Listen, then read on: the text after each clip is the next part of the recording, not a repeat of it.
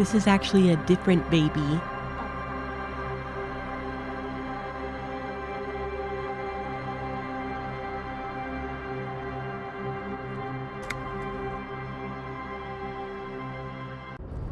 Apparently this baby noticed the leftover worm from previous baby and was like, fuck yeah, I gotta get me some of that. Gotta get me some of that warm, soft, comfy. Also, I need you to know that it was very hard to stop playing Minecraft to stream. Even though I'm very interested in Disco Elysium, it was still very hard to stop playing Minecraft to stream. I can't. I hate you, Minecraft. Delete Minecraft from world. It's the only way. It's the only way. Pain Peppa. Ready for disco, Saturday Night Fever, hardcore, baby. Hell yeah. Look. Not yet. Not right now. Because I am, like I said, I am still very curious. I want to continue Disco Elysium.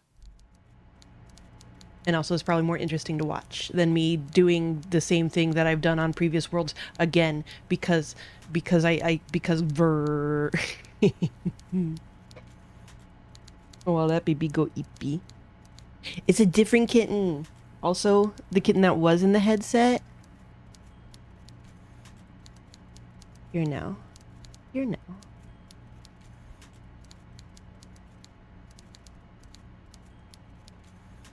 We did go to find our gun. Some lady took it that we don't know if it's Ruby or if it's someone else. It didn't sound like anyone we knew. And that was the last lead we had, really. We haven't had any more leads. So baby. Oh my goodness. Oh my god, Coyote, that's hilarious.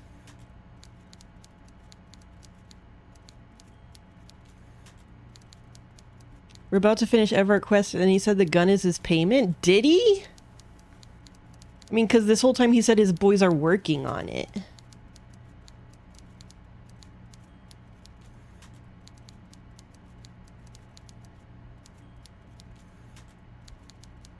So hard for the baby to be in focus because so soft and small. Okay, well, I guess let's find out.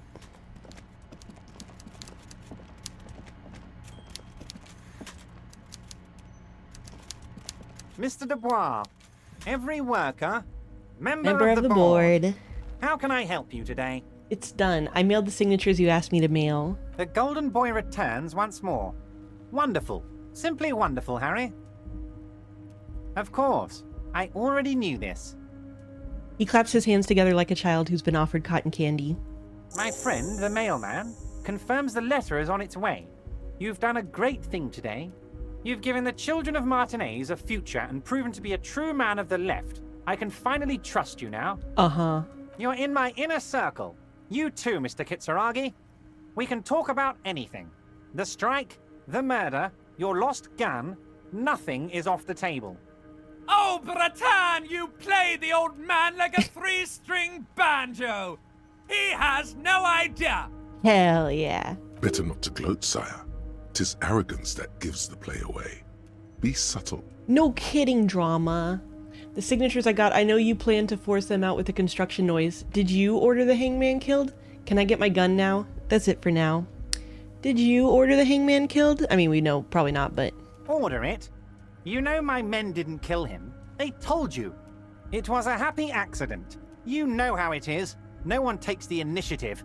If I wanted him dead, I would have had to do it myself. And I'm too fat for that. We've talked in the Discord about this game's like seeming actual problem with fat people, but like Everett's the one guy that makes it work. I wish it was just him and him owning being like a fat man, because I gotta respect him like that. Why are you so fat? Come on.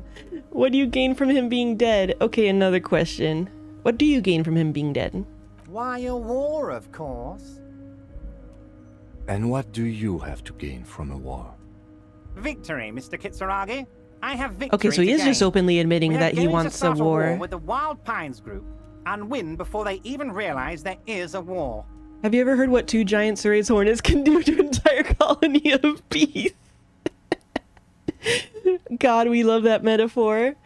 They're trained military people. Aren't you afraid for your men? Harry, we outnumber them 1,500 to 1. And that's just Martinez. With all the unions in Revachol, and with public opinion on our side, we can hold off 2 men, or 15 men, or even 50 men. Fucked up.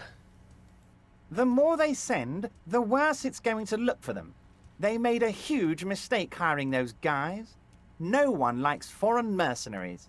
The leftists hate them, the fascists hate them, even the moralists think they're in bad taste. Truly.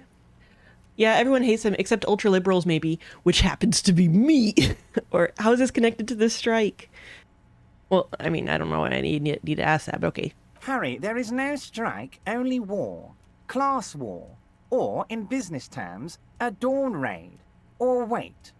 Is that when you still pay them something? Because we won't do that. I'm not familiar with this Dawn raid. We're not going to give nothing. We're going to take Terminal B away from them. The roads, the gates, the containers, that big crane, even the damn coffee maker. We're going to take all of it for the people, and fuck Wild Pines. It seems like you've kind of already done that for the past 4 months. You've just not done anything with it. The word fuck rings like a gunshot from his mouth. He doesn't swear often. So that's why you haven't let Joyce in? Yes. It's also why I let that midget Gaumont go. He's too nice. I can't put him through this. Plus, he knows how to get in here. That woman can't tell her tits from her asshole. She has no chance. I will destroy you. Why are you telling me your plans? Because we're friends, Harry. Besides, it doesn't matter now.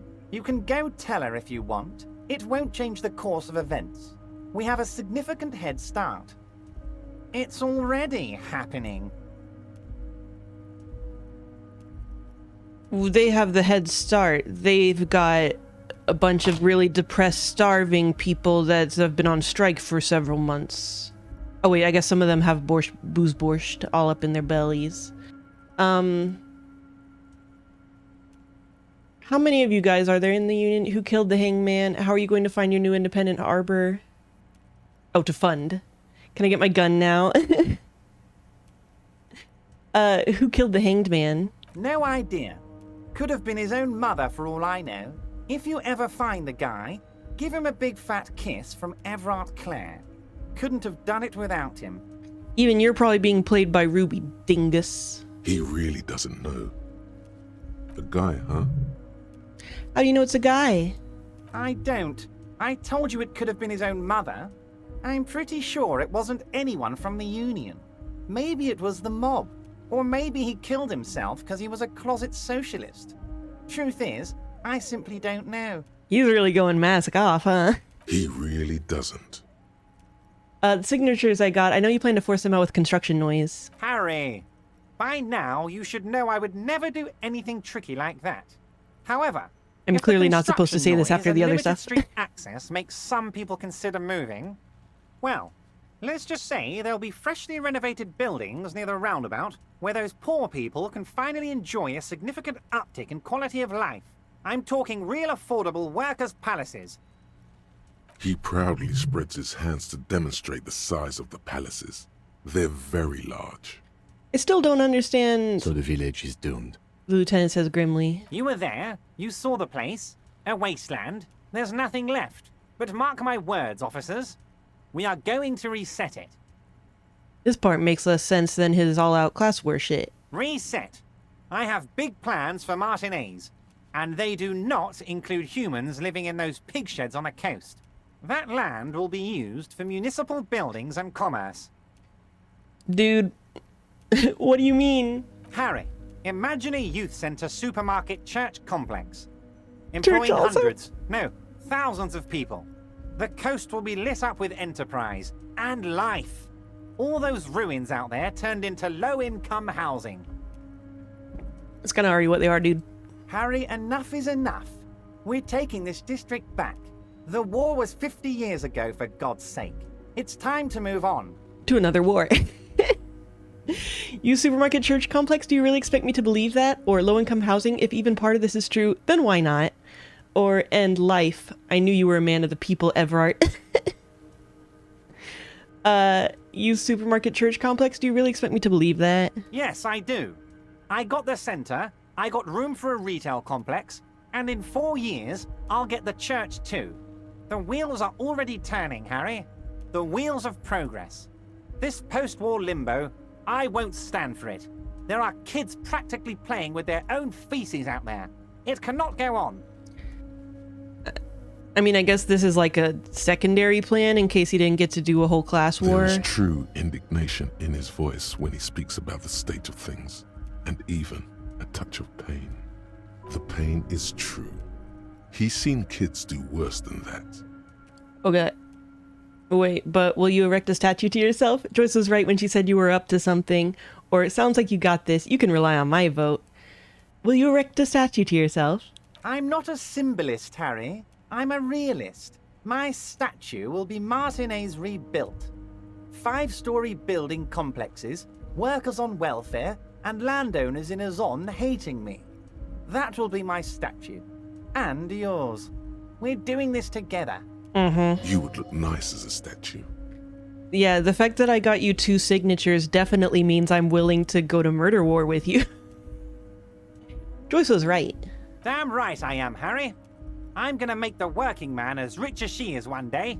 That's my job. Just like yours is to keep the peace. How are you going to fund your new independent harbor?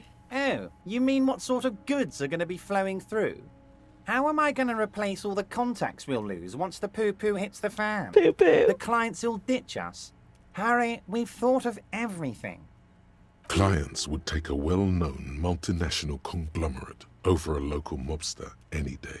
You can't possibly hope to continue like you have. Clients will leave en masse. Sure, some will go, but mark my words. The company will be unpleasantly surprised to see how many of them stay loyal to Martinez and to the new competitive contracts we can offer. Also, you can always rely on drug income. With renewed zeal sparked by communal ownership, the men will be shipping those containers double time. You'll be surprised to see how fast things go without parasites latching on. We'll have our hands free to pursue bold, exotic new revenue streams. Mm-hmm. That's drugs. Hey! Drug trafficking.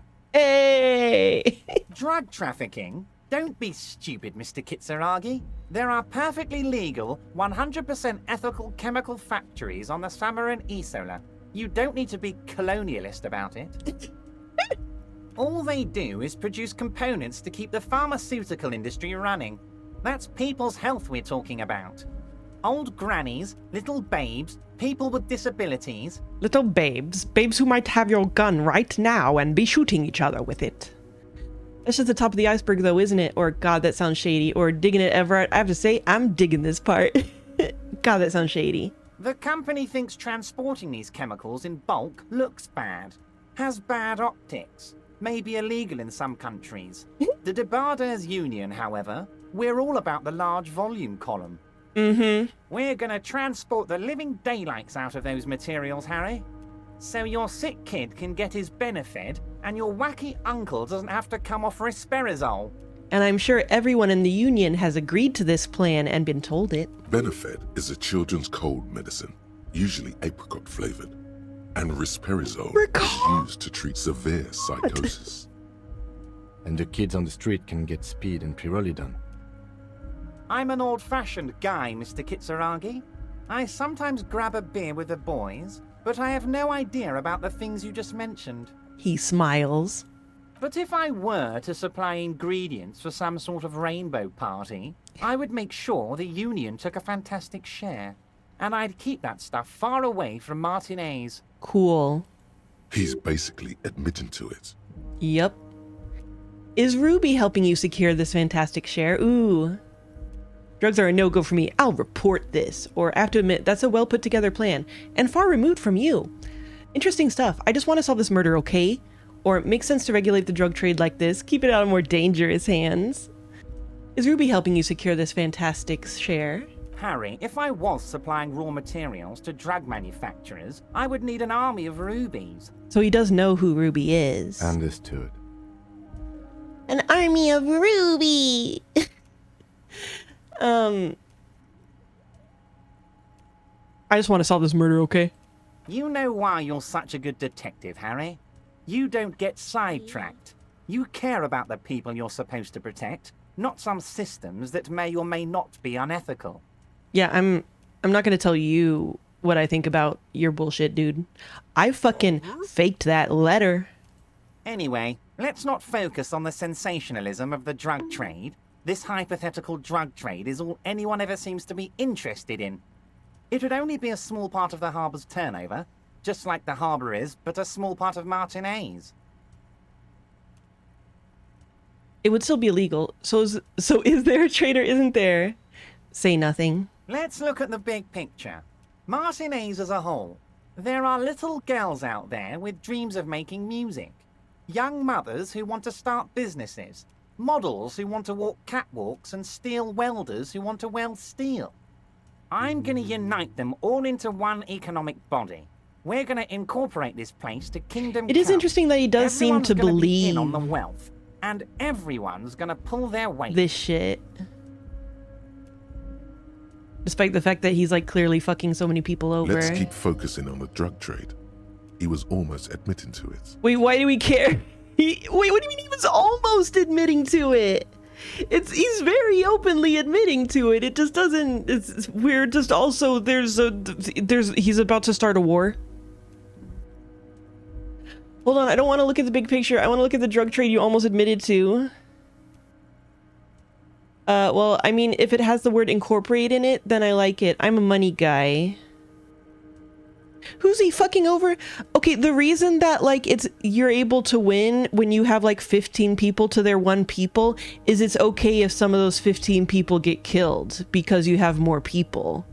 It's not like, oh, we have so many people that none of our people will get hurt. You know? That's not how that works. Also, he's been lying to them this whole time.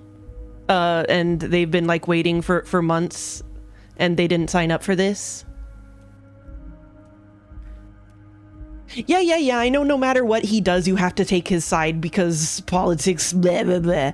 But yes, because his goal is not every union member a member of the board. He doesn't even want to talk to Joyce. He doesn't want to do any of that shit. What the fuck is with you guys? It's very ambitious. I love what you're doing for the working man. I'm not feeling a whole lot of Revachol here. Not enough flags or kings. Honestly, it's not my place to judge or express an opinion. Sure, I'll say that. Harry, the length you're willing to go to keep your nose clean is remarkable.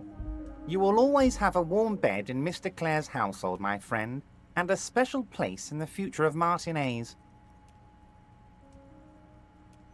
You think the entire union is aware of this sham?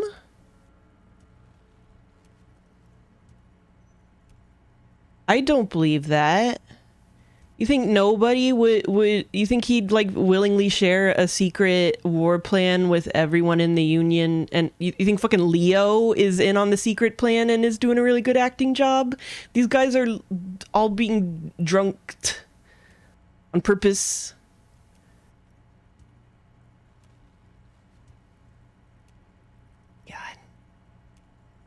Can I ask you about specific union member? Can I get my gun now? Harry, I've got to be honest with you. Your gun was found 2 days ago. Withholding this information weighed heavily on me, but it had to be done. Fine, where is it? An old woman has it, and let me tell you, Harry, word on the street is she's a character, so watch out. This must be the woman who bought the gun from Roy, the one he described as terrifying. So the gun's still with the woman who bought it from Roy. Yes, the same one. I see you've done your research. The pawn shop made the gun easy to track. Crazy stuff, Harry. Selling your gun like that? Wild. Anyway, The neighbors of this old woman contacted my men because they trust me and the Debarders Union. Apparently, she was waving it around at the entrance to her building. She's waving it around at people. Who is this old woman? Can you set me up a meeting? Who is this old woman? Unfortunately, I don't know anymore. You're gonna have to go in blind, Harry. But she's an old lady. You don't know How anymore? dangerous can she possibly be? Oh, and she calls herself the Pigs.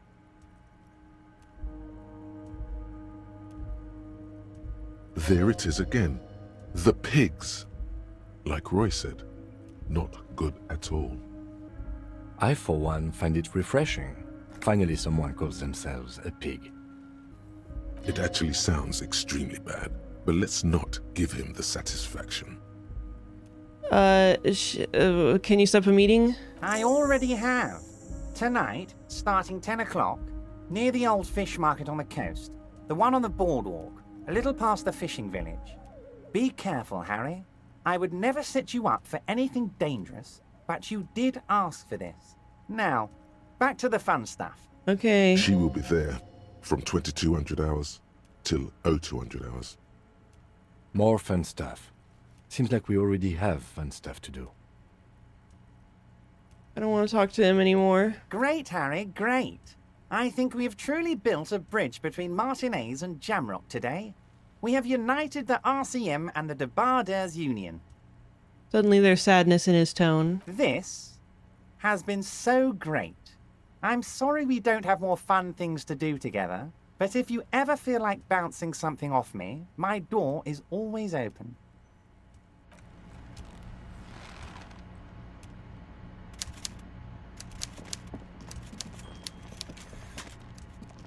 I know this is getting really fucked up. I don't know how to handle this. You're starting to kind of scare me.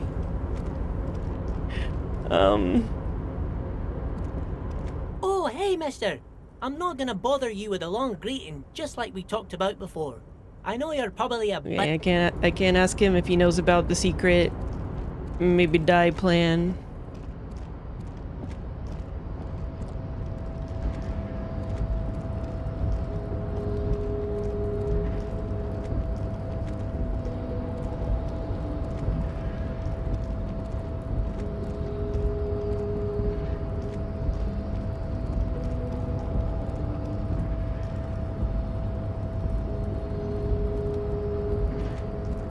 I mean, it seems like what the guys want is, you know, someone to pin it on, right? So if we find Ruby and she really is responsible for the murder, then it feels like that could diffuse it somewhat.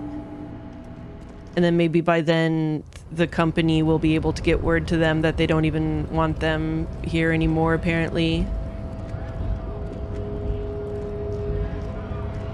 Which is a whole funny part of this whole situation that, I mean, maybe the company would still say, like, fuck those guys, kill them, but we don't know, because they're still on the phone.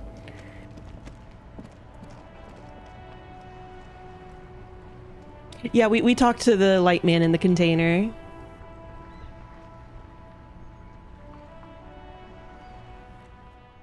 Yeah, I want to go talk to Joyce. Joyce hasn't happily talked about killing or dehousing anyone.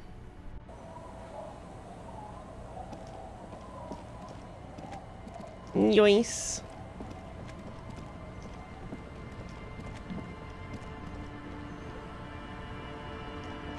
You're back. Good. What can I help you with? So I've been dealing with Everard again. Oh? Mr. Everard is helping me find my gun. Ma'am, this whole thing is a takeover. A takeover? Yes, it's not a strike. You aren't being let in because there's nothing to negotiate. The union is taking the terminal. Or he's told me in his own words he's taking it. He's also going to use the drug trade to finance the harbor. I mean, either of these feels about the same. If they're taking it... Like toy blocks rising above Martinez. Green livery, changing into red, blot by blot. Like a cancer of the blood, metastasizing. Oh, baby, slide off my lap. Oh, hello, baby. Then we're talking about a war. Yeah. Everard needs to let me into the harbor at once. We need to talk about this. He's ready for a war. They all are. The war is their goal. I told you before, Everett has always wanted this to escalate. I can ask him to let you in. Good luck with that. The war is their goal. An insane goal. Cronell has 1,000 men on their payroll. The next batch will be a platoon of 20 men and a gunship. The one after that, 100. I've seen the Union's forces. They are better organized than these mercenaries. They also have the support of the people of Revachol West. It will take more than Cronell to wipe them out. Wild Pines will need to send more and better equipped men. Make no mistake, ma'am. I am sure you have the money. The question is, how many years and how many lives are you willing to sacrifice? What do you suggest I do? First, will this affect your decision-making process? What? It's not the RCM's job to make these decisions. The workers should have the harbor. Cut off the snake's head. Everett's pushing all this. Ooh. It's a bluff. Call it. Have them open fire and see how long they last. Yikes. Bring in everything you have and wipe them from the face of the earth. Look at your wrist. It's apocalypse o'clock. Time to commence the gloaming. The gloaming. I wish there was a disco option.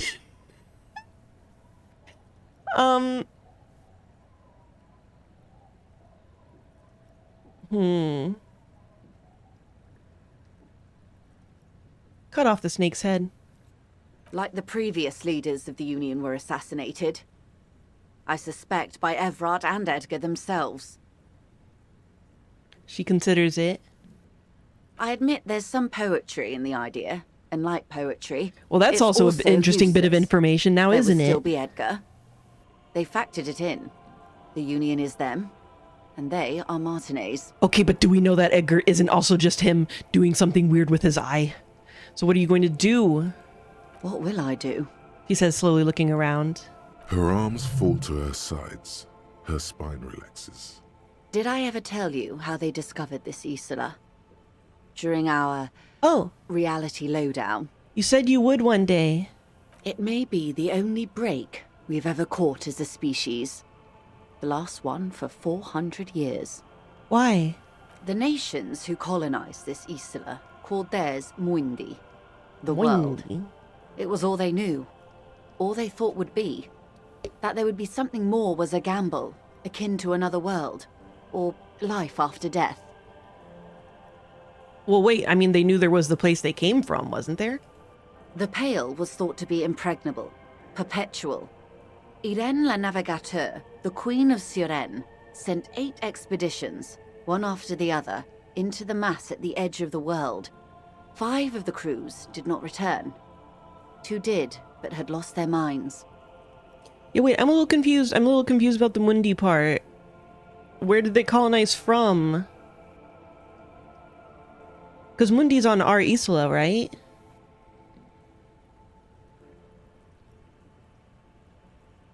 But she refers to colon... Oh, Mundi is another Isola. Okay, okay. Never mind. Okay. Each of those expeditions would have been led by an admiral. Sounds like a purge. Like she was purging her political rivals. Sounds cruel. Sounds political. Shut up, rhetoric. Sounds cruel. There was no precedent for such an undertaking. People thought she was punishing the admirals, or had gone mad, or both. Until after years of trial and error, and the development of a strict psychological regime imitating the creation process of poetry. Whoa, whoa, whoa, what? Called Volta do Mar, or Return from the Sea. You need to make poetry to survive the Pale? The 8th expedition returned sane and intact. They told of a new continent of matter. They told the Queen and her counselor, Dolores Day, that the Pale had begun to condense, day after day, hour after hour, minute after minute. Condense. Slowly raining down until it formed a vast ocean. The air is cold and scented with petrichor.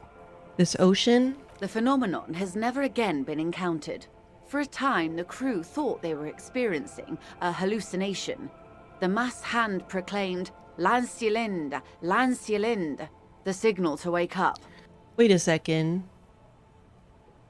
This ocean.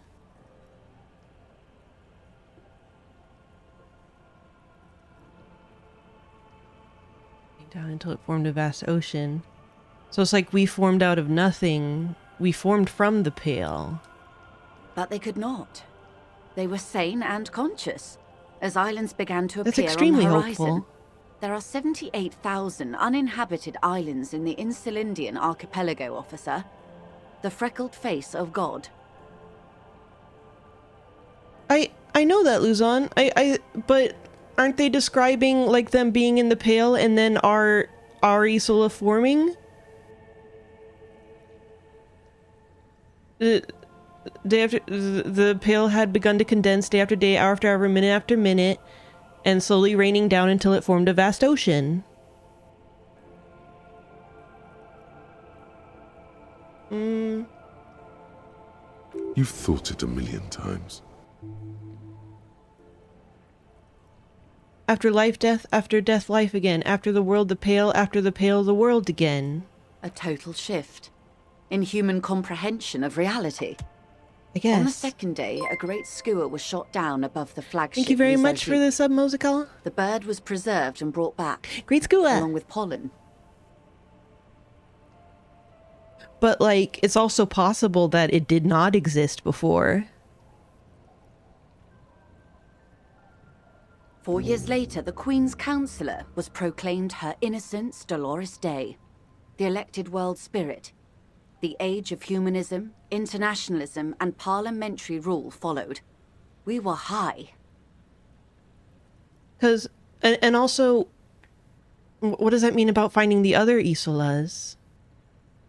Leaving us here, or the Great School was the first bird they saw, or, and this was the last break we got? It's raining. What will you do? And that was the last break we got? The nations of Mundi proceeded to discover 5 more Isolae. Or they discovered us. All in the rush of the great inter-Islary reconnection. But these others weren't uninhabited. We had to kill people there. Wipe out indigenous populations. Gunboat economies. Or they came to do the same for us. Or had done to each other. But here, Yeah. there was no one but the skua. The Liliat Saya. See, that does make it seem and the like Blood this one Beach was and the somehow River like freshly Esperance. formed, It was the as new opposed to the other world. ones. The Mondials used it to amass the greatest concentration of wealth mankind has ever seen. Revachol, the suzerain. What happened? Look around, or well done, suzerain. What happened? Revolution, poverty, and the mercurial rise of capitalism. Leaving us here. On Caillou, the Pebble, the largest of the fertile uninhabited islands of the northeast Insulindian archipelago. 4 centuries and 2 revolutions later, The Great School was the first bird they saw? the first living autonomous organism. Pebble. Proof of reality. Pebble. It's the symbol of Insulinde, detective. The coat of arms of the suzerain and the wings on the crest of the commune. I seem to have it in... Wait. I seem to have it in for it, or for me. I broke one. In your defense, it is a nasty creature who plucks food from the throats of lesser birds. Yet much like Revachol, it is also magnificent and rare. Imagine the suzerain of seagulls. Caw-caw. It's raining. It is. Soon it will be spring and everything will blossom. The gangs will run wild, jacking motor carriages, ferrying amphetamines through Coal City. Spring is tough in Revachol. Damn, what a Debbie Downer. What will you do? I will surrender Terminal B to the Union. Is that within your means? She puts her hand in the rain. She's silent for a second. We will see. Ma'am, this may well unravel property law this side of the river. If that occurs, we may never see the end of this kind of confrontation. The next time there will be 2 strikes, then 4, then 100. What happens will happen. She takes the end of her rain slick hand and starts untying the knot. The age of capital has only begun. I will talk to my employers in person. We will amputate and cauterize Martinez. If you handle the situation on the ground. You're going now? Or we? She generally avoids that term with her employers. Huh. Or understood, let her go. No choice. Aw. But that's, aw, man.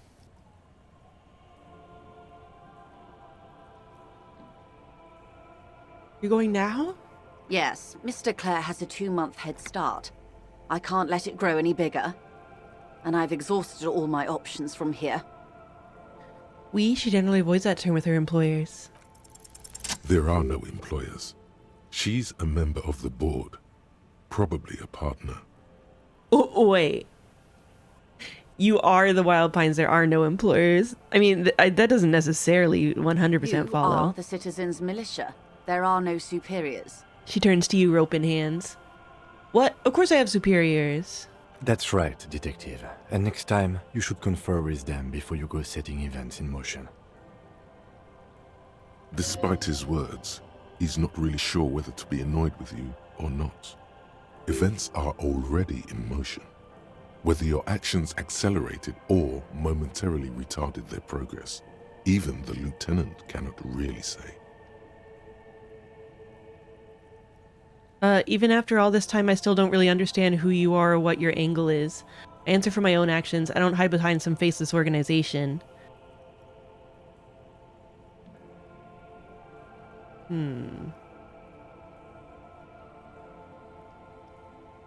Here I am. I am the face, and I'm here to answer. Rejoice Layton. Professor Layton? But what about but like, does that mean that she was...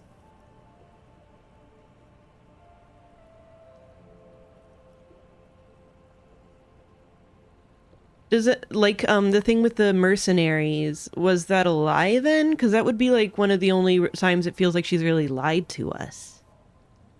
And if not, then I feel like she wasn't really being that deceptive.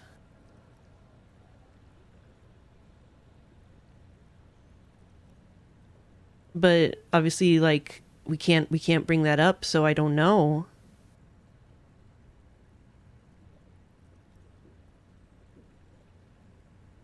Yeah, so it's like, I mean, we knew that she was a higher up at the company.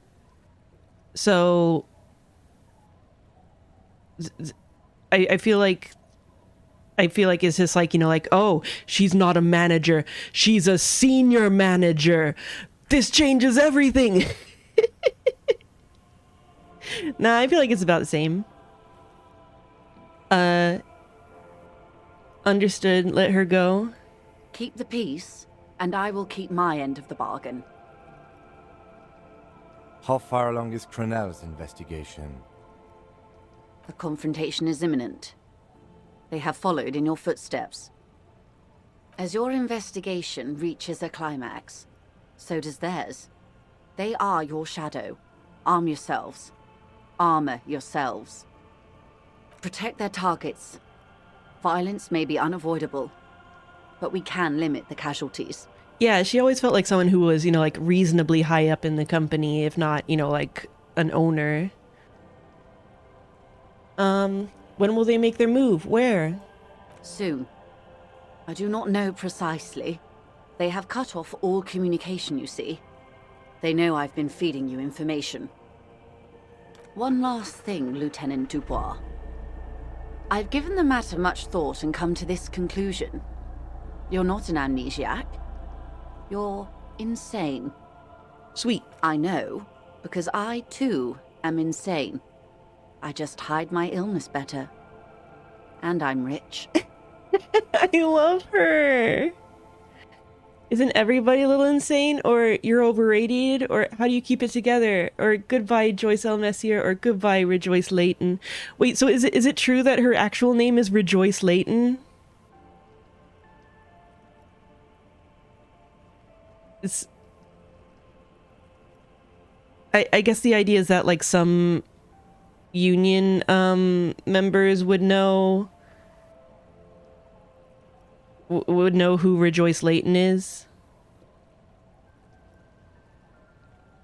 It says Leighton is her maiden name in a very early dialogue. Yeah, Joyce makes sense. Okay. So then, what is the, like, relevant symbolism of her saying her maiden name instead of her married name? As if that's who, like, does she have, like, a husband she hates? is she married to the Union and the Union's name is Messier?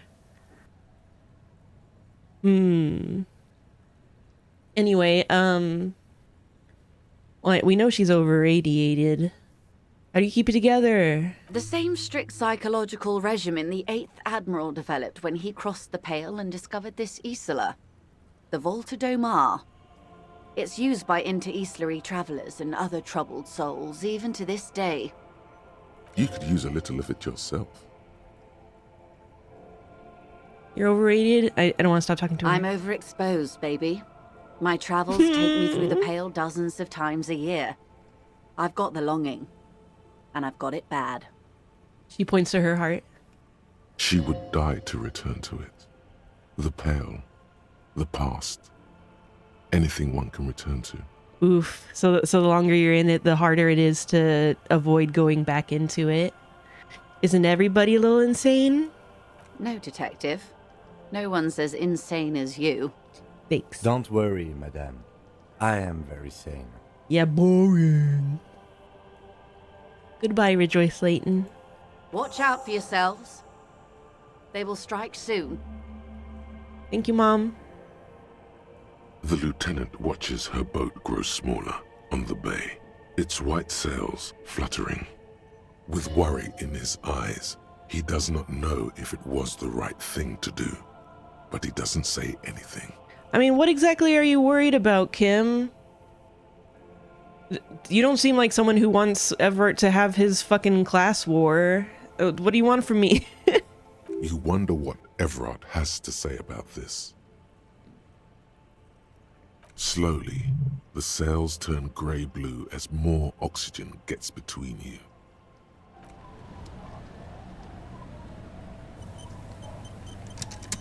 But, like, her being willing to just let the Union have it is so, like... You're a good person, Joyce. I like her. Ain't shit y'all can do about it.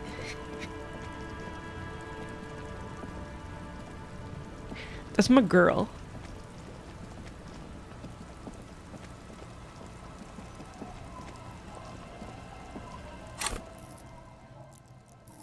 Oh shit, I have fucking 6 skill points. Or wait, yeah. Damn. Okay. Okay. I'm gonna go blow my nose real quick. Or I gotta get some tissues. She gave us 70 exp because she's rich.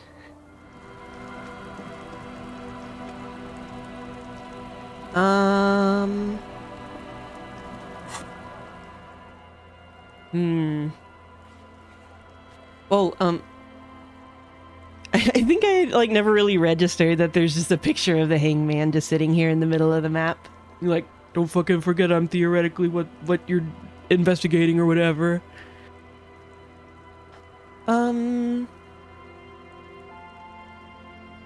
Obviously I don't want to talk to Everett anymore, or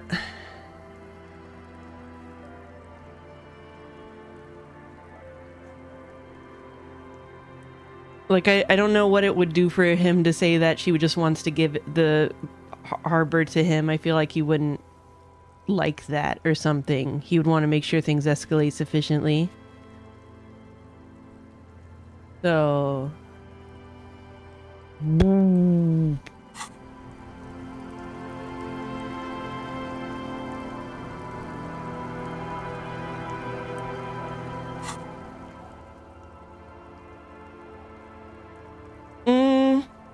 I guess. Okay, wait, let's see. He was pretty excited about it, though.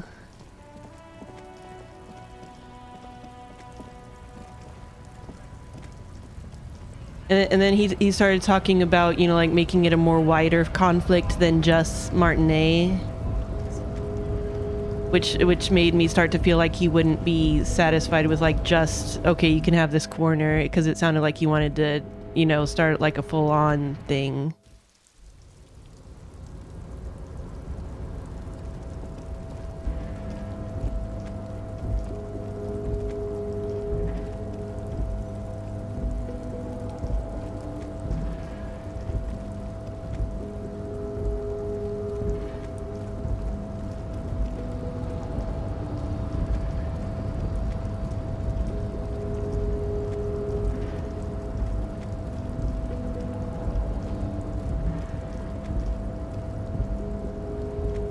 Yeah, Glaive gets my concern.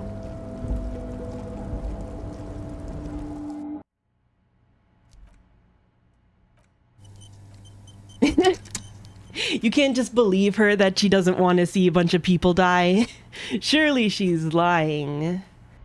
Because that would mean that she's like kind of okay or something, and we're not allowed to like her. We're not supposed to. This guy, this was the guy that we're legally obligated to love. So, the ship has sailed. Did you see it? I know you did. Tell me, what did it look like as it grew smaller and smaller when that mainsail dropped behind the horizon? There's a mean little light in its eyes. No, it's a cool light, a nice guy light. Did it look like a germ? Did it look like a piece of bacteria? You get a sinking feeling. Yes, it sort of did look like that. A bacteria growing smaller and smaller. Or, no, it looked like a boat sailing away from the coast. No need to be overly dramatic. Or, I don't understand, what do you mean? No need to be overly dramatic. You wanted us to relay all this information to her. The lieutenant cuts in. That this is a takeover? That I want a war? God, I hope you also told her about the drug trade. They absolutely hate getting their hands dirty with that. You can kill 1 million people, but if you do something the police doesn't like, well, then you're out of the yacht club. Goodbye, you inhuman fuck. Now I know why you've been so forthcoming. Okay, so... So this was your plan all along, for me to relay this information to her? If that's it, I don't like it.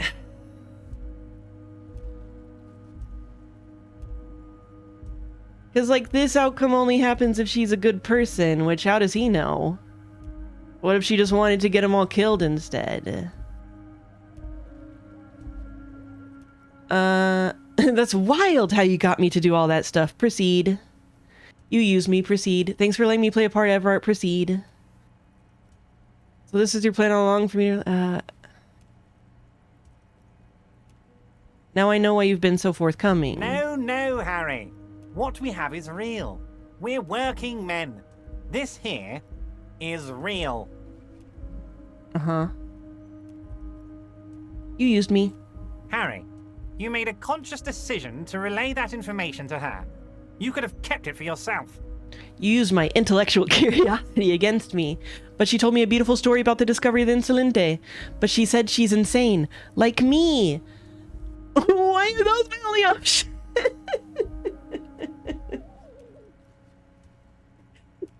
What the fuck? Yeah, he should have every reason to not assume, like, that Joyce would make some kind of really selfless, cool call. He should have every reason to assume she'd be like, okay, get our guys for slaughtering over here extra fast. Chop chop. What was always going to happen? We take the harbour and she fucks off to Ozon, uncorks a bottle of wine, calls her partners, and says they need to distance themselves from this nasty business before the big shit spinner splashes everyone. I'm honestly surprised he's as much of a jackass as he is in this way, more so than, like, you know, previously, which was a little more ambiguous. Only difference is the Union doesn't have to lose 2,000 men to machine gun fire. That's a big difference to me. Because I'm a centrist. You could have just told me I would have been on board, or, damn Everett, I was hoping I'd somehow get to fuck you over in the end. Not the other way around. Or, but I swore fealty to her. She was my beautiful lid. Or, I have bad taste in my mouth. You better make sure this ends up saving lives. Or, look, I just want to do police work. My beautiful lid. Lid. I'm gonna say I have a bad taste in my mouth. That it will, Harry. That it will. As to the bad taste, please, you're not a sommelier. You're a cop. Fuck you. You knew something. Something big. And you wanted to see what happens when you tell someone. So you told her. Anyone who's ever been close to power will tell you. Inside information is the sweetest thing in the world. It's better than money. It's better than pussy. Money only makes you special for some Don't ever say that word again, Everard. Pussy only makes you special for yourself. Information makes you special for all mankind. It's the ticket to history. No. My thoughts. Information makes you special. But it's so weird that he just takes for granted that you just told her not because you thought it would help anything, which makes it even more likely that it would have gone bad.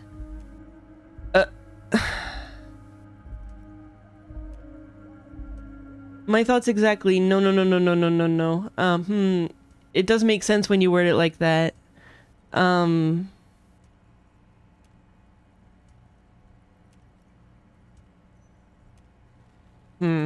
Right on, Harry. What you did was participate in history. When history calls, you have to pick up. You had no choice. None of us ever do. A hard disco cop like you, I knew you weren't one to resist temptation. I mean, I guess the idea is that he has spies who told him that she's just gonna give them the harbor.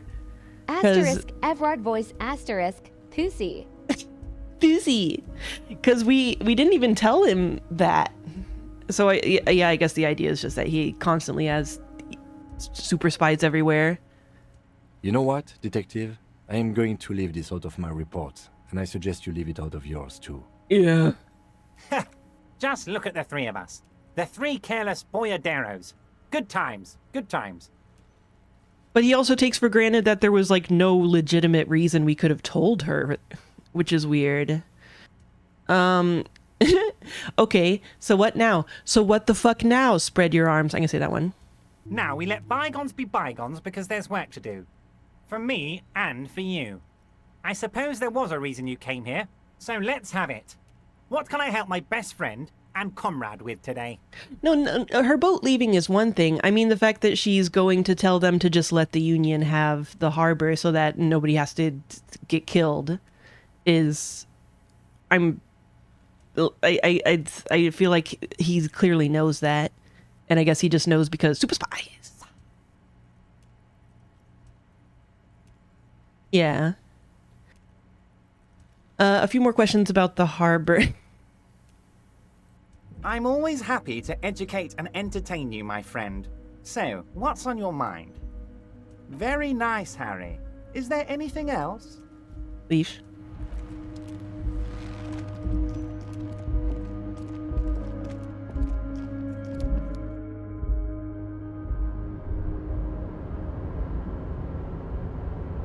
Yo, Leo. Oh, hey, mister. I'm not gonna bother you with a long greeting. Not her just like beloved we talked about thermos. before. I know you're probably a busy man being an Oh, important... never mind, dude.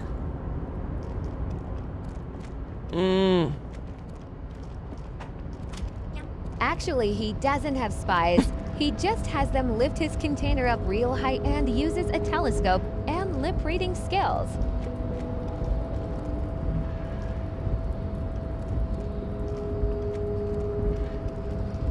I hate him. I liked him as a fucker before. Now I hate him as a fucker.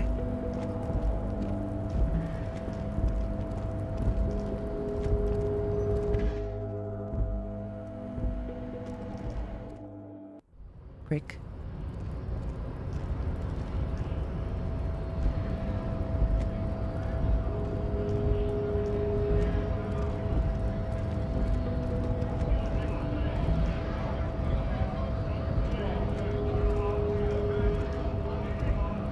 Yeah, I'm partly just surprised that he ended up being so... At least in my view, obviously people have different takes, but in my view he ended up being surprisingly unsympathetic for you know, the guy on the communist unionist side. The yellow rose in the window, those aren't the flowers that were left for Klasha. The tear machine stands in the corner. Your bottles clunk into... Yeah, I feel like it doesn't make sense for it to have just been a bluff. He was down for the killing of peoples. And I have said before, as the dirty centrist I am, I don't like plans that are that hinge on a bunch of people murdering each other on purpose. It's not my favorite.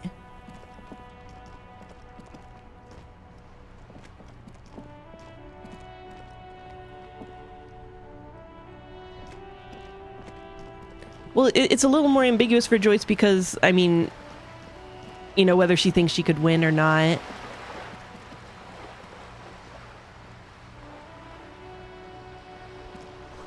A message has been carved into the wall. Transnation! Ike Nation! Yeah, I think part of the problem is we don't really see that ongoing. You know, like, I guess we can assume that, like, probably because they're a big company, they have, like, blood diamond mines somewhere or whatever. But our interaction with them... Well, there's a thing! None of them are here! Okay, there's 3 guys. There's 3 guys here. Yeah, okay, Saw.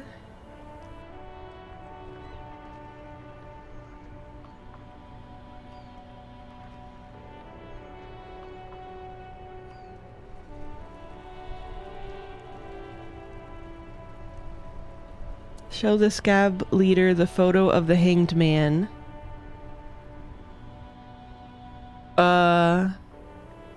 Well, the idea was that was going to escalate things, so I've been avoiding it.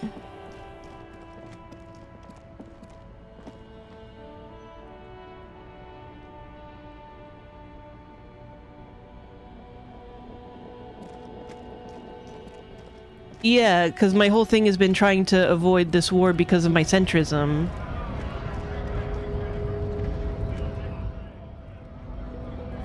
Alright, I'm quick saving, I guess. Let's take a look.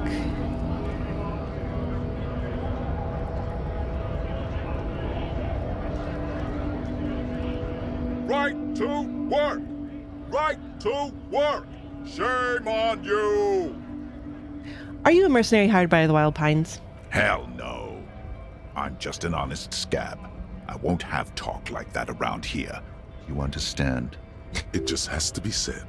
That was not a convincing line. Hell no, I'm just honest scab. That didn't sound too convincing. Or, say very quietly, is there a tribunal being convened by any chance? Okay, back off. Is there a convention? I'm gonna do that. Fucking bog. He breathes out slowly, his giant chest deflating and his mouth slightly open. You hear a tiny rattle, a small radio, cracking somewhere. An earpiece. I'm going to interpret that as a yes. There's a tribunal, and it won't be long until it's ready. How about you fuck off now, huh? Okay, of course. Lieutenant says, his voice a soothing calm. He looks at you. There could be weapons aiming at us right now, somewhere above, in the buildings. The other merc. Don't push this, he's thinking. This is not the time. Wait. Okay, the other merc's thinking don't push this. Okay. The man's breathing steadies, but his eyes are still narrow. Slowly, he's trying to get his right-to-work dance back on. Oh, Kim's thinking don't push this. Okay, okay.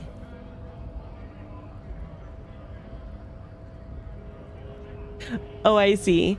For some reason, I read it as like the other merc was thinking that. I think you may be able to help me decipher some tattoos. Don't think so. He grunts, barely glancing at it. Suddenly, this feels like a really, really bad idea. They were on the body of the man who was hanged behind the cafeteria there.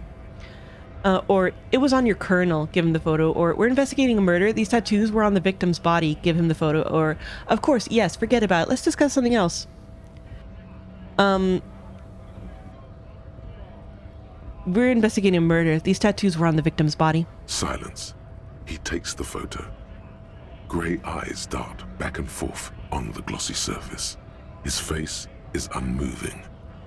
It would actually be funny if Esprit de Corps showed up when you accept that like Titus is the cop here, or you know, like the basically the cop of here. It'd be funny if you like suddenly got a thought of his and you're like, oh. Hard as Pew, a pew, stone, pew. but beneath it, you see dead flesh in colorful rivers of polychrome, melting skin and hair. Like you, trans guy. Fucking loincloths. Really did him in. Loincloths? Can you tell me what the tattoo means? Loincloths? Yeah. It's because someone strange that trans guy, he kept talking a lot, had a kid. I don't remember this. Can you tell me what the tattoo means? What it means. He points to one tiny star in the web of lines away from the man's heart, almost on his stomach. I can tell you what this one means. Only one. Oh, early you wanna on? hear what happened here? Yes. Actually, no. Take the photo back. Yes. Our colonel is deep in the bush here. Deep in the fucking bush. In Benital, 41. Monsoon season. He's on a reconnaissance mission. Benital is one of the inhabited islands of the Seminese archipelago near the Pale. Covered in jungle, it was anchor point for the Seminese nationalists in the proxy war held on the islanders' territory. He spent a month behind enemy lines, scouting kept villages. Nothing but fucking bugs and snakes for fun. Men are getting restless. There's talk of switching employers. Don't fuck bugs or snakes. With some strange emotion, this is about to get really graphic. Last moment to back off. Don't interrupt him. Our boy. He's only a captain then, but he knows how these men think. If they don't see action soon. His voice gets strangely quiet, a long, long way from the right to work. His gaze pierces the paper. At dawn, he comes upon two kips, breeding in the bushes by the river. Or maybe they weren't breeding. Maybe they were just making eyes at each other. I like to think they were breeding. We shot the boy. He was useless, but the girl, she was nice. A little fat, you know. So why did you... But not too old. Why did you also fucking even this guy?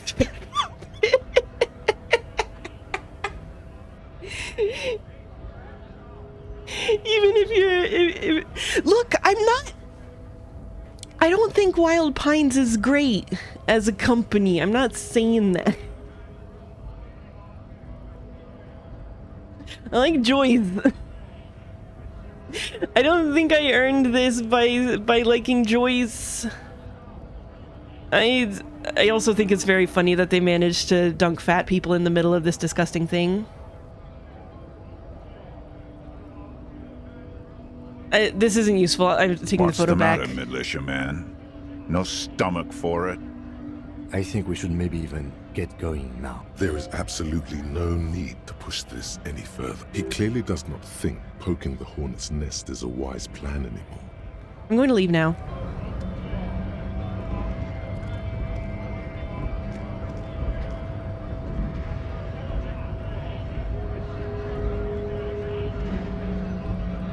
Well, wait, this is a guy... From that, I was talking more from an emotional perspective. I just still think it's weird that there's so little presence of Wild Pines in this situation where, it's just Joyce out here on a boat and then two guys.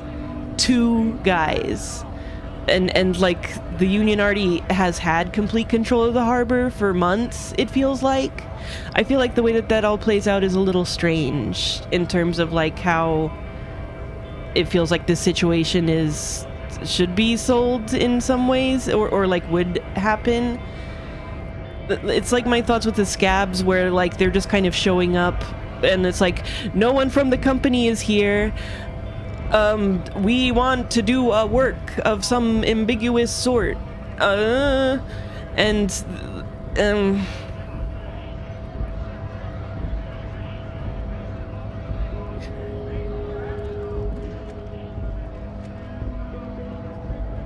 Yeah, I mean, if we start assuming that Joyce is lying about everything, then like we could believe anything, you know? Because what else do we have to go on? We haven't met anyone else who's theoretically a Wild Pines representative.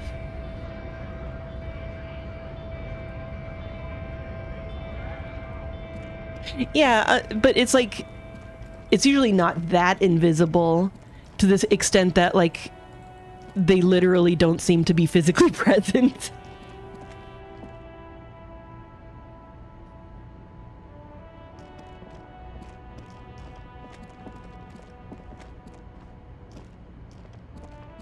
Like, usually you get scabs inside because the union's, like, on the perimeter, and the people who own the place are on the inside and can get the scabs inside, and then the scabs do a work.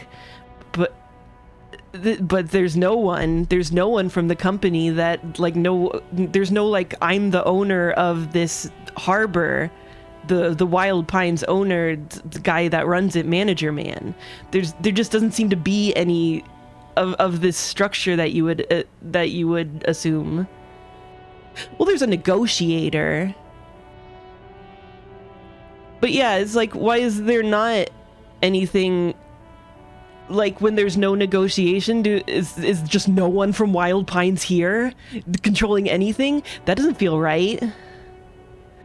That feels silly. It's weird. They just like call the union occasionally and are like, give us more money. And the union's like, nah. And they're like, maybe we'll like send a guy to talk to you for a few months.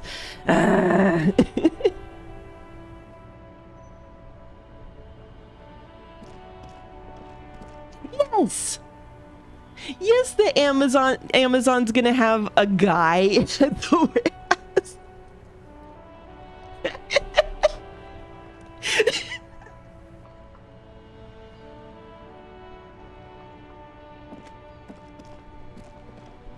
Yeah. You don't just leave things completely up to, like, I hope they're doing all the stuff that we as the corporation want them to do over there. Are you talking about the negotiator guy? That's a different position. That's not the same. How do you know?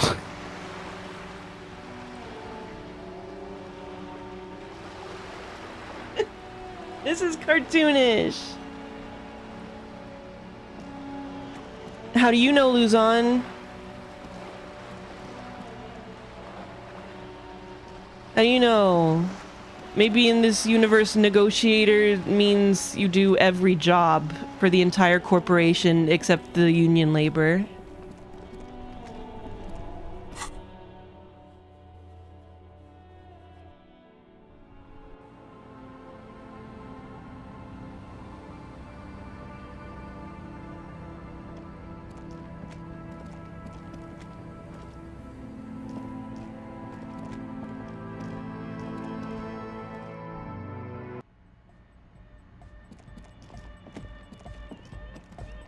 Oh, the god of dance is back! I'm dancing. Goodbye, officer.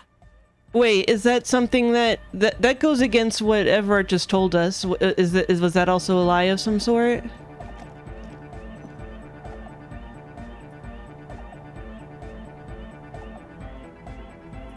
Oh, are you joking? I can't even tell anymore.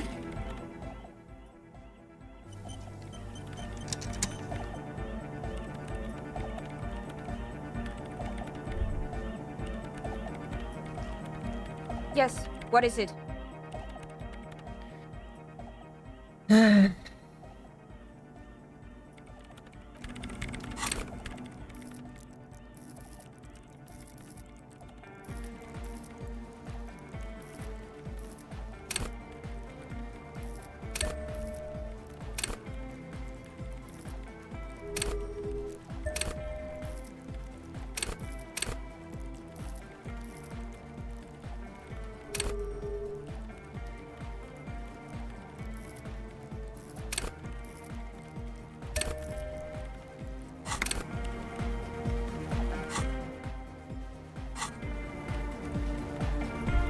Yes, what is it?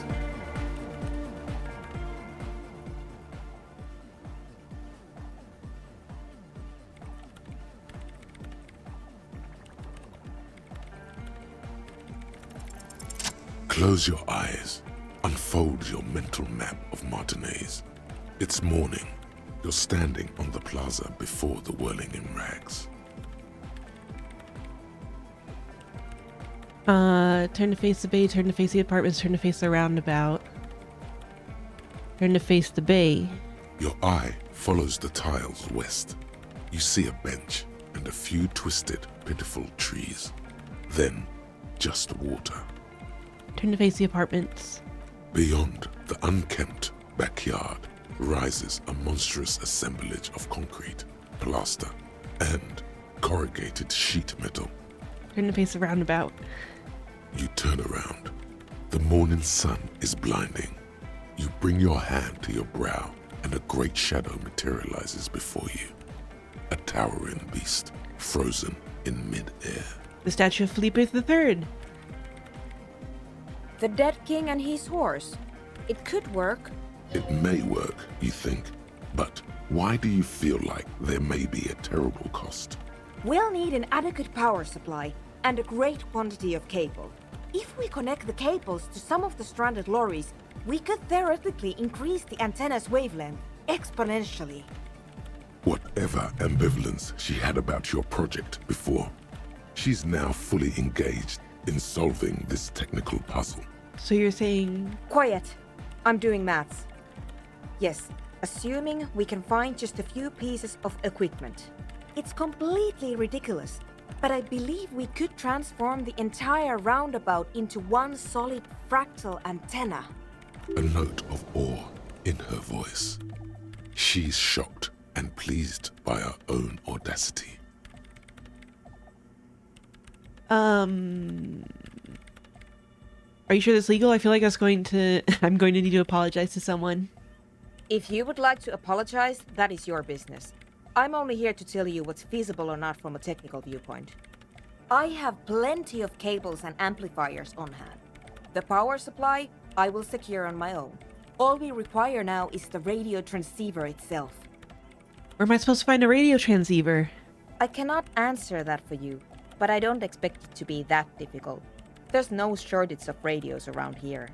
If you have real to spare, you might even be able to buy one. But it doesn't really matter where it comes from, so long as it works. And before you ask, no, you can't have the radio from Machinema. And my boombox. You know what, Kim? I'll find an even better radio on my own. Can't we just use your AM prefect? Do radio computers have transceivers in them? I think I saw a radio in that office near the harbor. Alright, I guess I need to find one of those transceivers then. Do radio computers have transceivers in them? Certainly. Though it requires a fair amount of technical finesse to remove them. Frankly, it's not worth the bother. Just find a regular radio. Does my boombox not count? I think I saw a radio in that office near the harbor. That sounds like a perfectly adequate radio.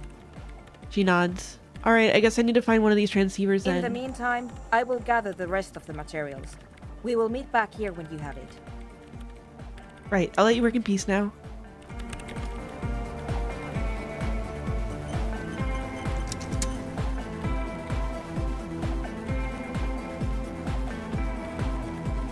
Wait, I thought it, Oh, it can't send. Okay. Yeah, it is a... I'm upset, honestly.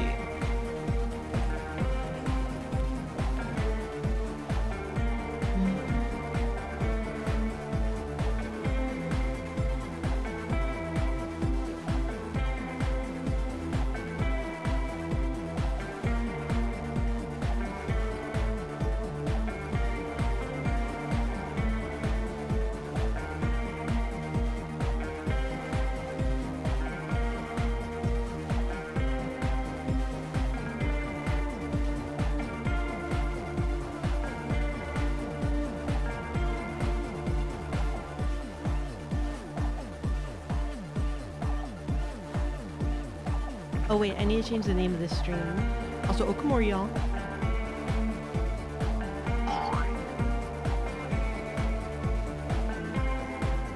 There, that's more appropriate.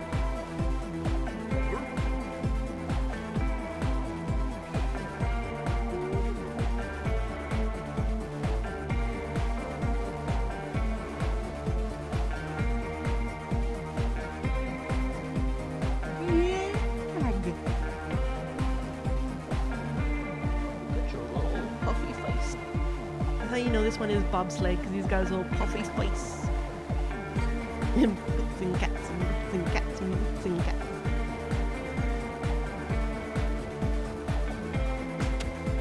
Hardcore to the max. Yeah. Thank you very much, the random ham. Oh.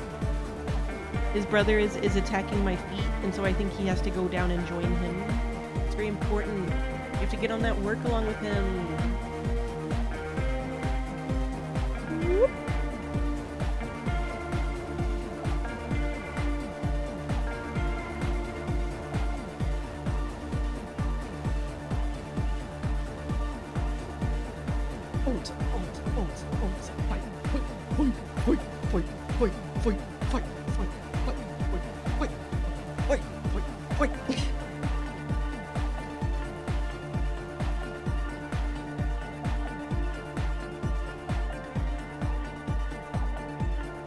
So here's the thing. This is probably not the best place to have an important discussion. Let's talk about feelings.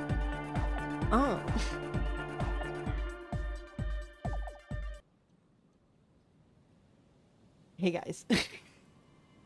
Hey. Don't fucks too bad with my cords. Please don't bite through them or anything. Oh my god, you're so cute. Oh, look at you.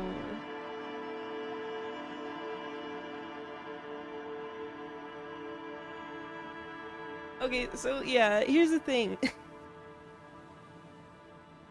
So part of why I'm sorry about how Saturday ended, but I really did get very frustrated with, like, and I understand some of this is just like the kind of game it is, but for me personally, it feels like I'm engaging with this game and these characters are doing different things, but obviously the characters kind of become like proxies for people's politics and stuff.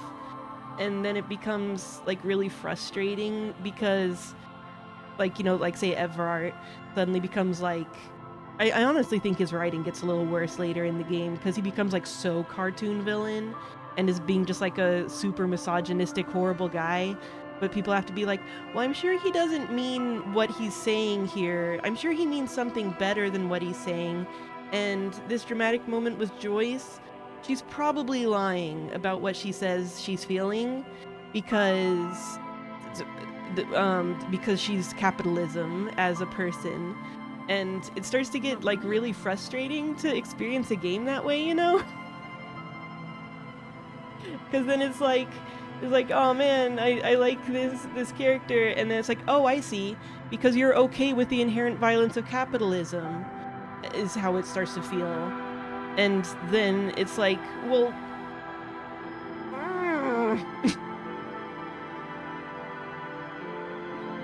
and like I don't like,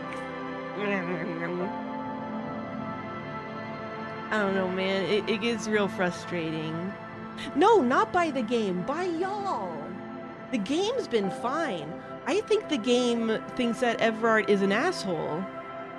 But the chat can't think, it feels like the chat can't think that Everard's an asshole, or at least some people, because, he's the leftism man. He's the lefty left man.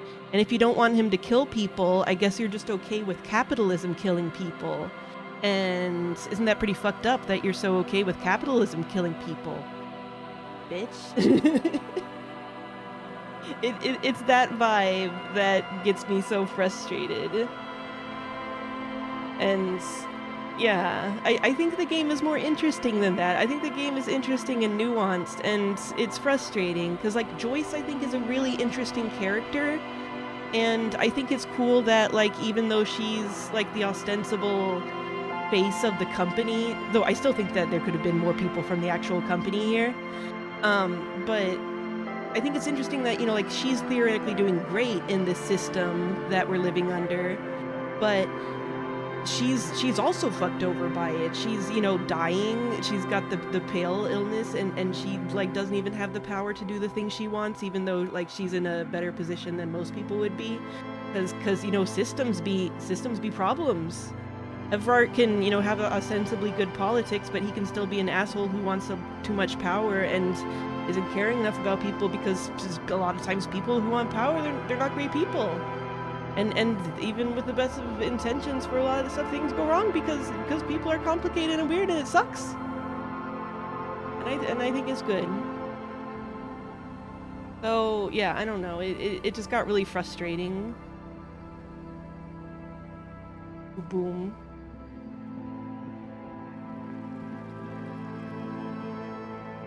So we have to use that statue as a giant antenna.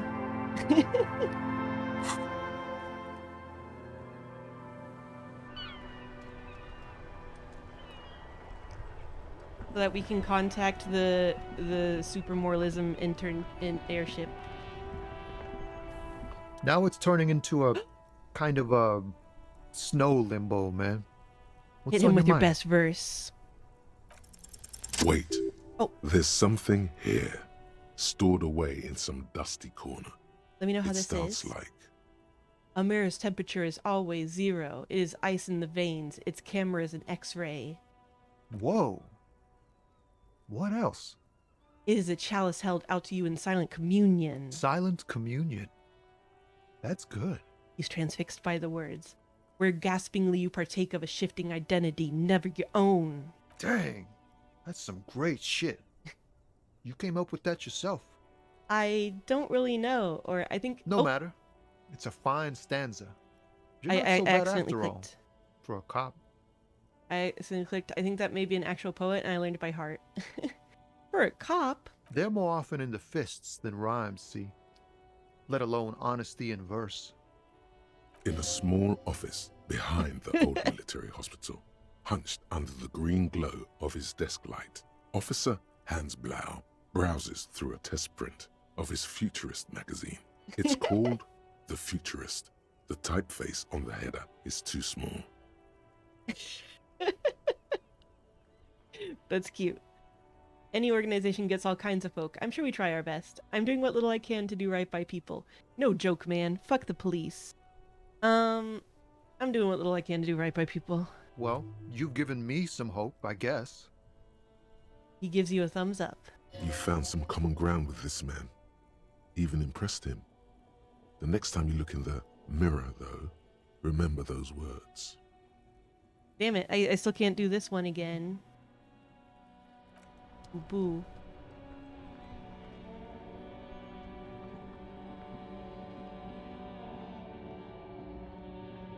I like the detail of the header typeface is too small. So, An old monument stands in the middle of the traffic island. Thank you very much, pointing QC, toward back the for the sea. sub. It looks as if it's been reassembled piece by piece, secured and mounted in the air with the aid of numerous ropes and rods. Baby boy. I still can't do that. Well then, wait. What do I need to do to turn this into an antenna? Oh, that's right, I needed to get like a receiver or something. I guess maybe let's go talk to Roy about it, if he has something. I do have so much fucking money now, I can buy anything. Transmitter. Right. Transceiver. Receiver. Transmitter. Nah. Transceiver. Wait. Yellow. Boom. Low rumble of a bass beat. Your heart repeats it.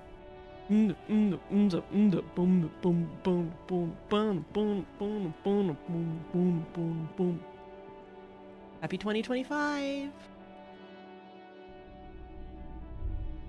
Yo, Roy. Hello. Let looking me for a know if radio- I can help you with anything. I'm looking for a radio transceiver. You got anything? A transceiver, is it? Yeah, we should have something to do the trick. He produces a machine encased in a blue Bakelite shell, its black face covered in an assortment of pearl-topped knobs and dials. The lieutenant whistles a long, quivering note. A genuine crystal sprach. This is a connoisseur's model, good for picking up foreign milieus. The Model 9 also Yeah, comes equipped this with a guy's great. signal purifier to suppress crosstalk.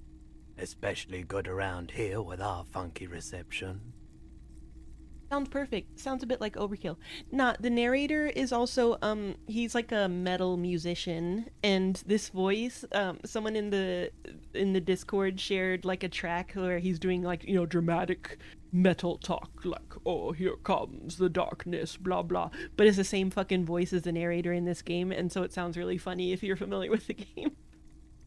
Sounds perfect. It's about as close to perfection as a transceiver gets. And we're only asking 120 real for it.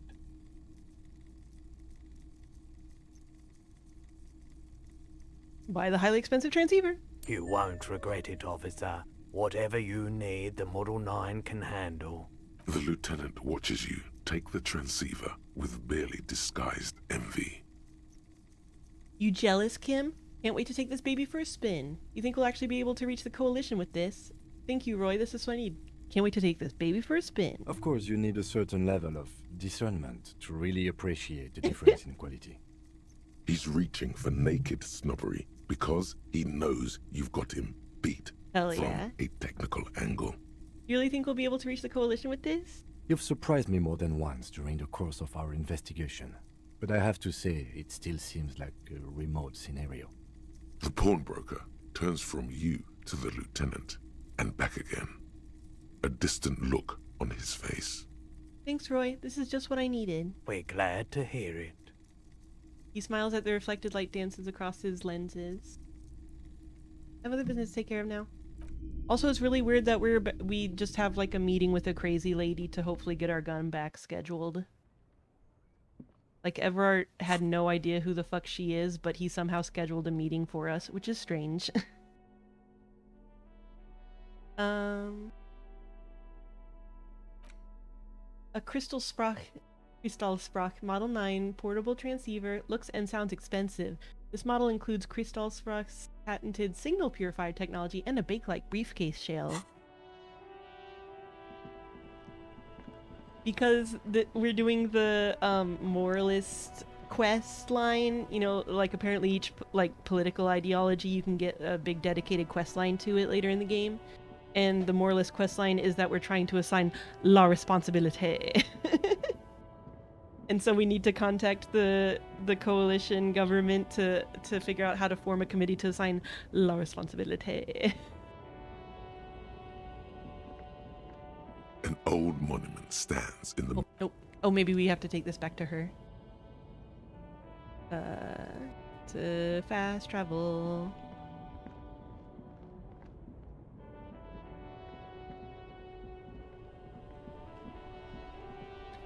La responsabilité.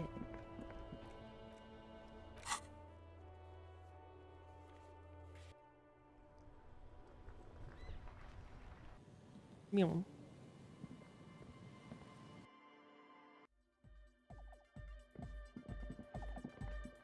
I wish there was a more disco answer. Yes, what is it? I found a radio transceiver. Ah, very good. Let's see what you have. I got this beauty down at the pawn shop. Use a highly expensive transceiver. I assumed that there were like other options, like shitty transceiver that I could have gotten somewhere. Use a highly expensive transceiver. Is this a Kristallsprach? The Model 9 is an excellent piece of equipment. I don't know what you had to pay for it, but it should work very nicely. You put some Deutsch stank on that word.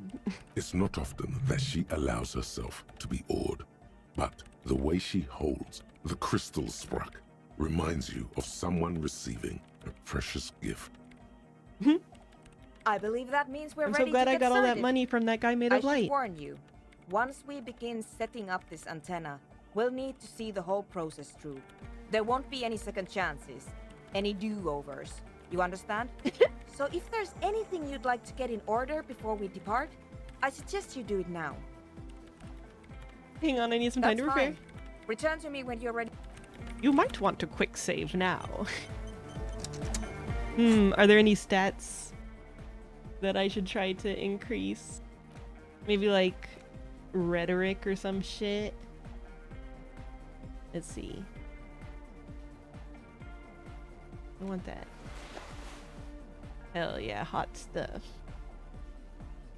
Logic. Logic feels very moralist. Oh yeah, volition is obviously the ultimate moralist stat.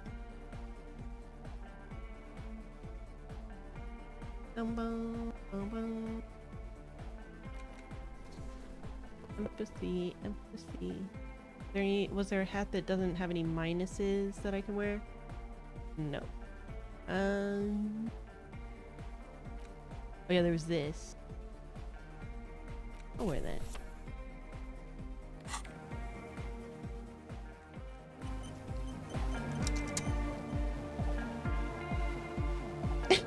That's true. Yes. But they're what not is gonna be it? able to see me.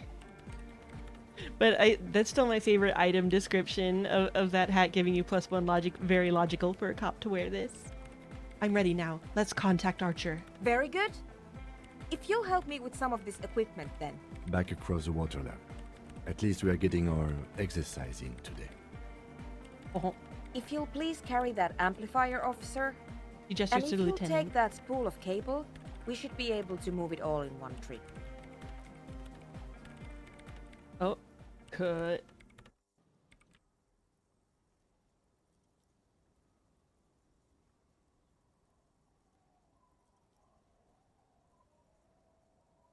Bow, bow. Bow, bow. My car. My car.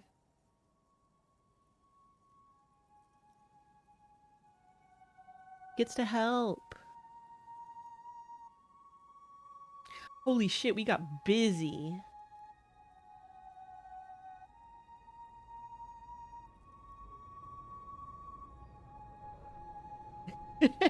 We got fucking busy.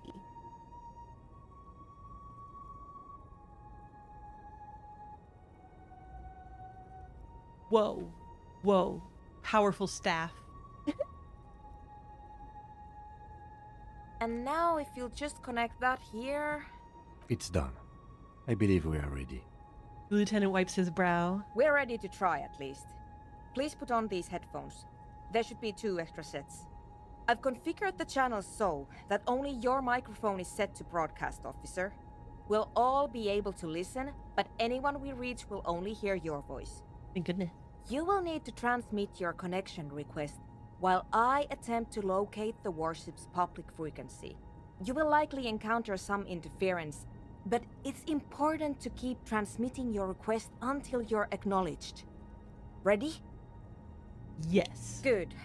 Beginning transmission. Horseback antenna. Go ahead, officer. What should I say? Or Coalition Warship Archer, this is RCM Officer Tequila Sunset. Please acknowledge. And Coalition Warship Archer, this is Lieutenant Harriet Dubois of RCM.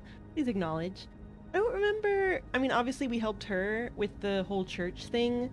And then I think she's probably just curious to fucking see this shit. Intellectual curiosity, I think.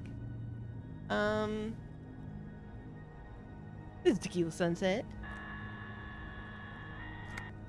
You're all alone out there, wandering a blasted heath, calling out to the night. But there is no reply, except for the buzzing of invisible machines. The lieutenant looks up at you with a nervous glance. Nervous for who, though? You cannot say. Try again, officer. Coalition Warship Archer, this is Tequila Sunset. Please acknowledge.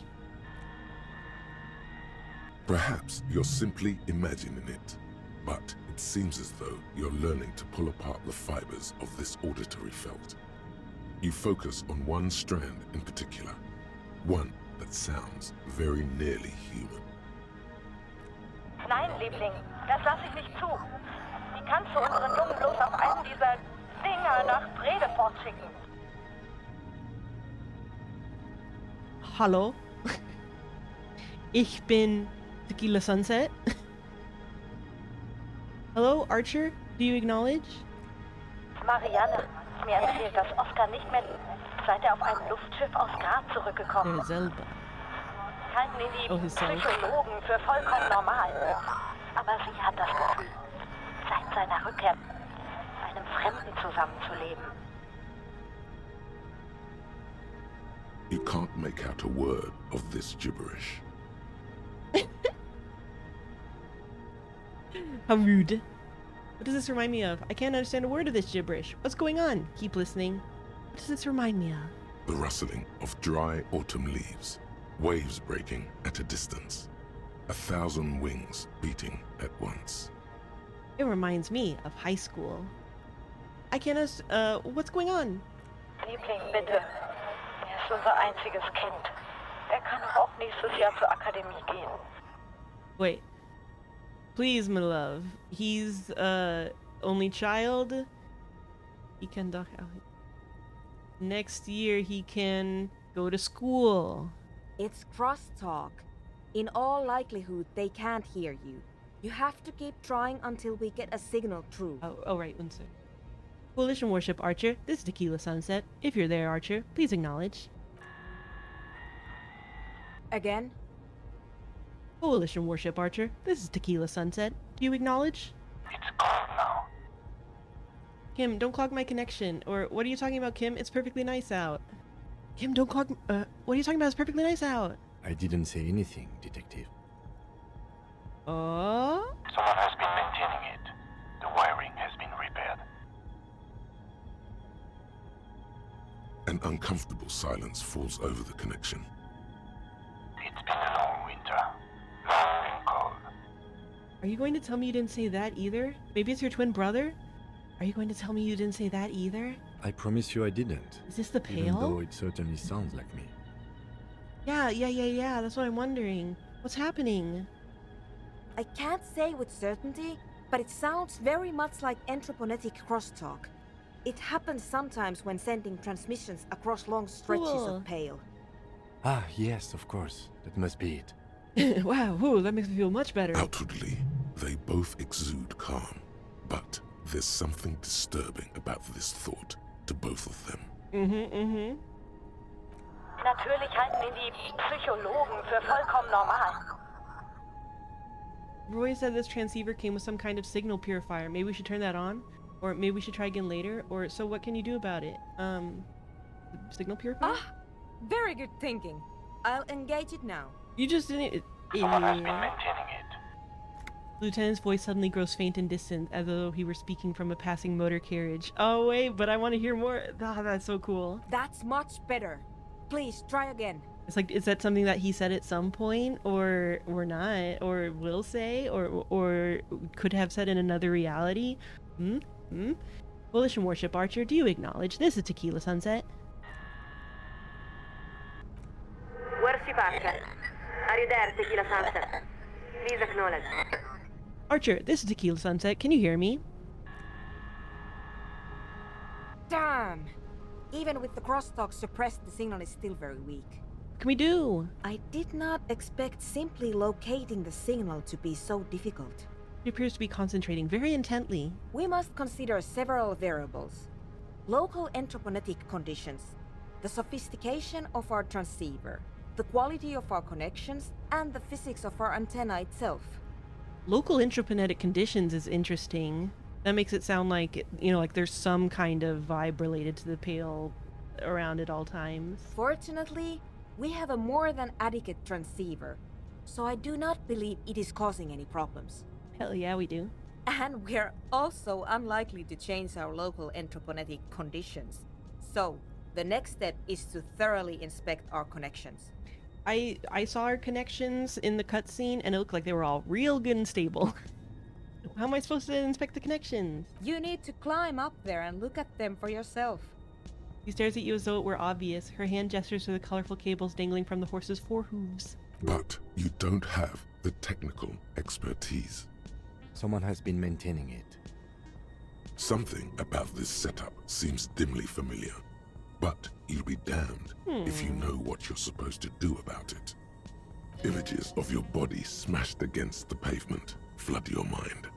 This is dangerous. Familiar. But I don't know what I'm doing, but what if I slip and fall? Okay, let's do this, kind of. But I don't know what I'm doing. That's true, but I can't leave my station, so it will have to be you.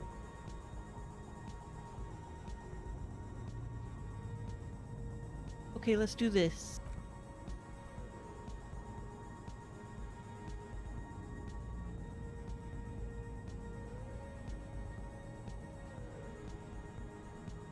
There I go. Also, you're all welcome, because I assume most streamers don't get the Moralist quest line. So, you're welcome that you get to see this super cool scene that I only got by being incredibly boring.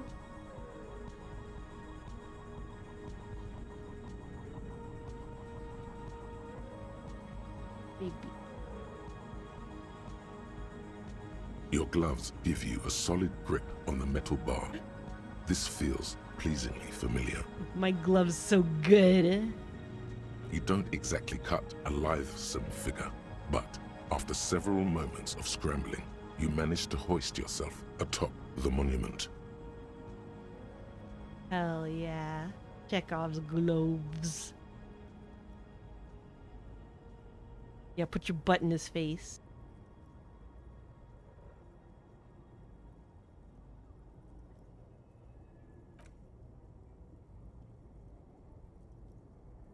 Oh yeah, it is kind of similar. I don't know if it's the same scene, but obviously it might be the closest you get in game. Okay.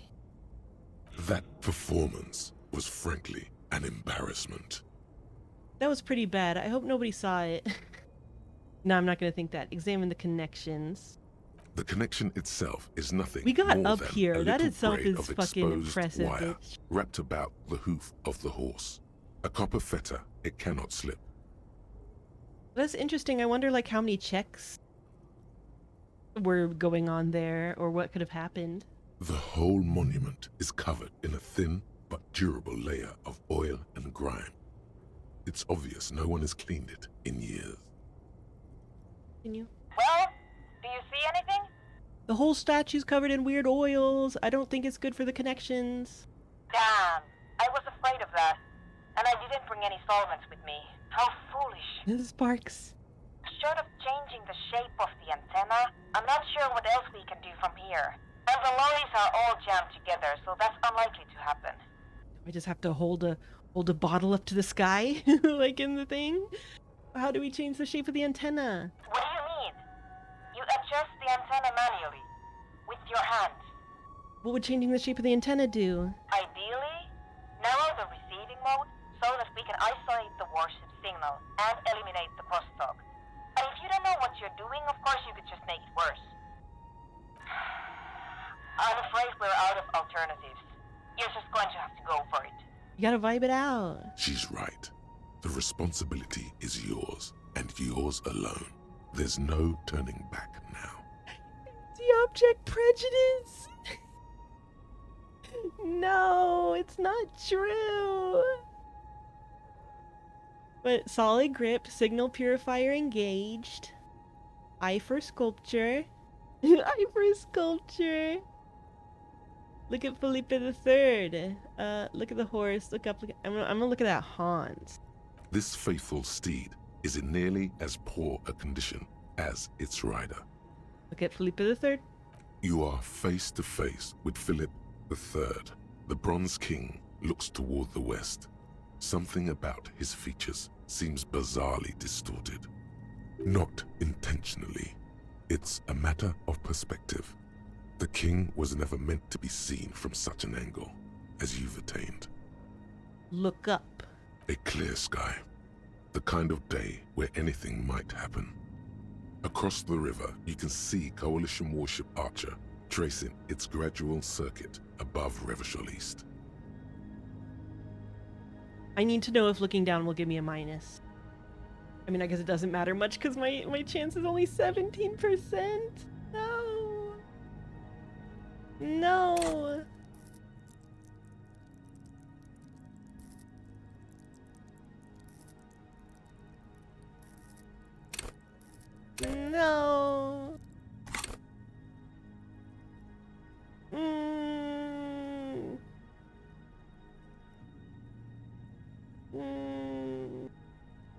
maybe it'll check and then I'll get another shot because of, like, you know, some other thing happening.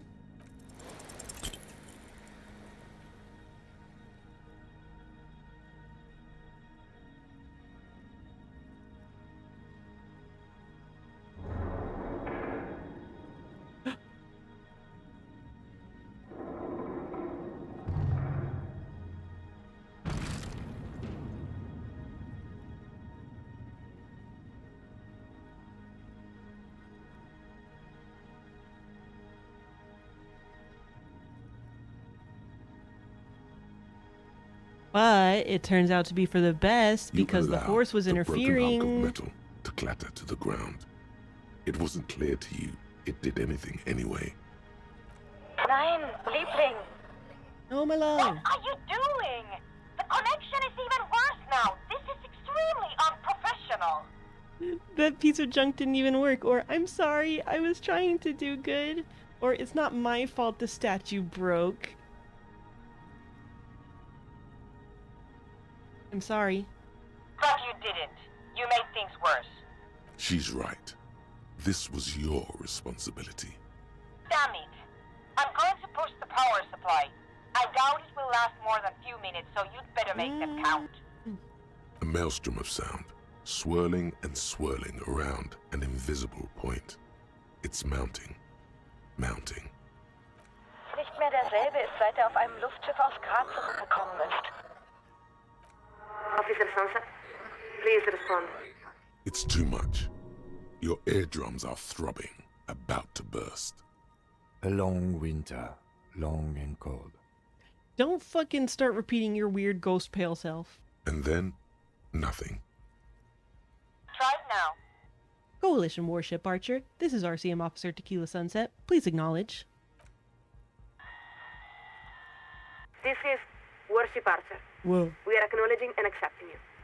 Though we're still getting quite a bit of interference. This is the best we can do. I suggest you get to your business quickly. I doubt I'll be able to maintain even this connection very long. There is so much you wish you could ask, but you probably only have time for 1 or 2 questions before the signal is lost. Please be advised that you are speaking on a public frequency. What is your request? Who am I speaking with? Or what does Revachol look like from up there? Or what does the Moral Intern really want? Or when is real democracy coming to Revachol? Or listen, I really need to reach the Committee of Responsibility. Proceed. Well... I don't know if this would take time away from, you know, like whatever would come after from proceeding. Or if it's like I specifically have a certain amount of time for these options. What does a Moral Intern really want? A very important question, with a very simple answer. We want humanity to endure. Beyond that, it may be said that we are the inheritors and stewards of Dolores Day's legacy. Dolores Day. So beautiful. Interesting that it's pain threshold saying that. Right, and that legacy is? Immeasurable. It includes interstellar travel, 3 scientific revolutions, humanism, internationalism, the welfare state, and balance of terror theory. Nothing less than the intellectual foundation of our modern order. Bread, eggs, milk, and balance of terror theory. The role of the Moralist International is twofold: to buy humanity sufficient time to perfect itself, and to patiently guide it along the road while protecting it from ideological highwaymen and eschatologists. This, like... Who the fuck am I talking to? Because this should just be like some lady that mans the switchboard, right? She's ready to have a real conversation. What is the balance of terror theory? What sense is the Moral Intern the steward of Dolores Day's legacy? Who are the highwaymen and eschatologians you mentioned? Eschatology. Where does the RCM fit into all this? Or what awaits us at the end of the road? I know. What is balance of terror theory? It's an elegant idea, one of the cornerstones of the modern era. In short, it holds that durable, lasting peace is possible when the major powers are capable of inflicting unacceptable and irreversible destruction upon one another. Okay, so it's just embracing mutually assured destruction. Because no rational state is willing to accept the risk Yeah. of such a calamity befalling its own people. All powers are incentivized to de-escalate conflicts before they reach the point of no return. And has it worked? But what if states aren't rational? But what if states aren't rational? A state is like any other living thing. It wants to survive and grow. A state that doesn't value its own existence is not a state at all. Where does the RCM fit into all this? The RCM exists under the umbrella of the coalition, just as the coalition exists under the umbrella of the morally internal. At the same time, the RCM is not exactly of the coalition. What do you mean it's not of the coalition, or do you mean because of the decomptage? I feel like it's a long time since I... That's confusing. What do you mean it's not of the coalition? It's our understanding that the RCM's organizational structure predates the coalition. We believe it may even be modeled after the communal brigades themselves. There is some truth to that. Lieutenant whispers into his headset. But in a practical sense, it's the responsibility of the ethics divisions to ensure that both organizations are working towards the same ends. You're saying the RCM is a vestige of Revisol's communist past? Or why bother with the RCM at all? Can't the coalition just run everything itself? I don't quite want to say either of these, unfortunately. You're saying that the RCM is a vestige of Revisol's communist past? One now, committed to upholding moralist values. Strange, isn't it? History is a river coursing ever downward. Occasionally, its course is redirected in mysterious and unexpected ways. What awaits us at the end of the road? Let us answer your question with a question. Have you ever seen No, evening I fall won't let over you. the old town of Advesperashi? Town of Advesp. Maybe I've been forgetting things lately, or no, I haven't. No, I haven't. The heart of the city, the old town, is a district The old composed of weathered town. marble, comprising thousands of columns and arcades arranged around a series of grand plazas. During the day, it's a beautiful sight, equal to any of the great cities of Pericarnassus. I think she's more interesting than Sunday Friend, though. But as the sun sets, the shadows cast by As the those sun columns and sets. arcades weave together to form an intricate ombre and lattice. When you see it, you suddenly understand. It was all built for you, for this very moment. The name Advesperaskit means evening comes. Built for me? Or built by whom? Or say nothing? Say nothing. Not only that, but you are also part of that centuries-long plan. When you cross one of the open plazas, your own shadows is effortlessly woven into the great lattice work, a deliberate synthesis of humanity, art, and the natural world. Beautiful. Yes, it is. We grew up there. We have seen the lattice with our own eyes. It's interesting that, you know, she's speaking like with like we.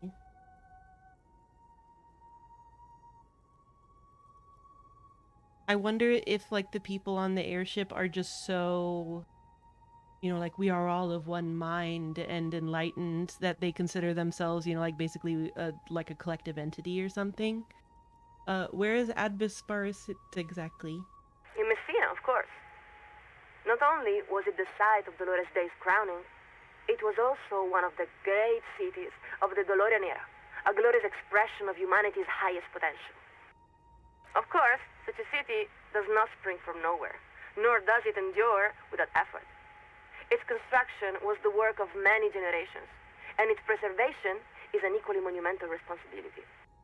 How much time does humanity need to achieve its potential? Or say nothing, just look around. I'ma say nothing.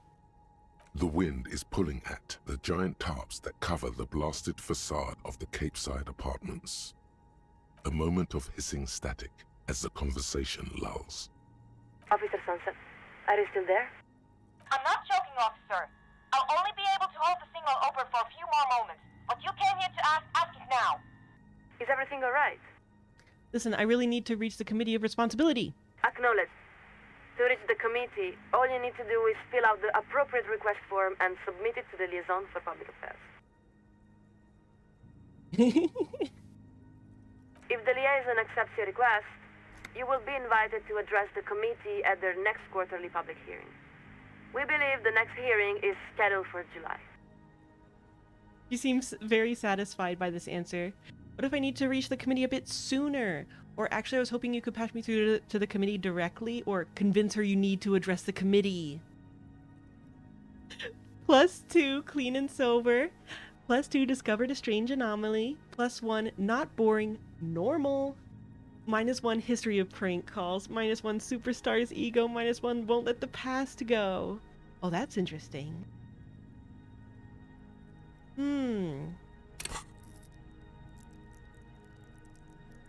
Empathy, huh?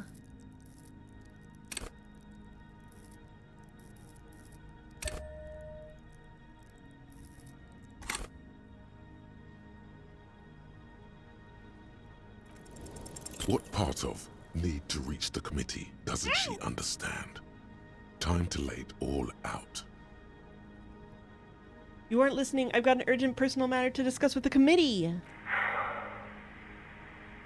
We will hear your request, Officer Sunset. Although we must inform you that the committee does not typically intervene in personal matters.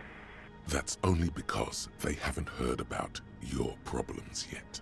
It's this partner of mine. He's really been riding my ass. Or the thing is, I can't remember anything. This is my option. This is my... Are these only my options because I failed the empathy thing?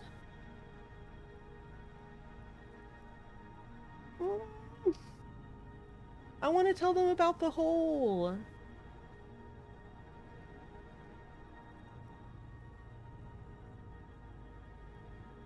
Probably. I might end up doing this again. The thing is, I can't remember anything. So, you're experiencing acute memory loss. We don't see how this is the committee's business. Yeah, it's unfortunate that, you know, it'll take a while. Oh God, here we go. I'm pretty sure it has to do with the prodigious quantities of drugs and alcohol I consumed, or I'm pretty sure it has to do with something I lost. I'm gonna say this second. We're afraid we don't understand at all. What does this something have to do with your lost memory? I had it, but now I don't, and I don't know what to do about it. Or I'd really prefer to speak with the committee directly. I'd really prefer to speak with the committee directly. Unfortunately, we cannot accept your request. We really have no idea what you're talking about. But we are quite sure it is beyond the purview of the Committee of Responsibility. You know what? Fair. Now, please excuse us while we update the receiving frequency. This connection will be cleared in 4, 3... No, please don't go. 2, 1... Après le monde, le gris. Après le gris, le monde est encore. And the line goes quiet. The lieutenant gives a long sigh as he removes his headphones. He looks up at you. I think it's best for you to climb off the statue now, Detective. Your real work is done here. No. No.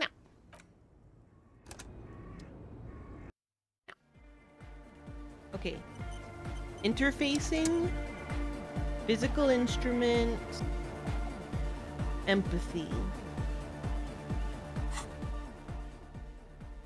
God, I have such good empathy though. Okay. Yeah. I'm just gonna take off all the things that aren't relevant to those things, and then work from there. Okay.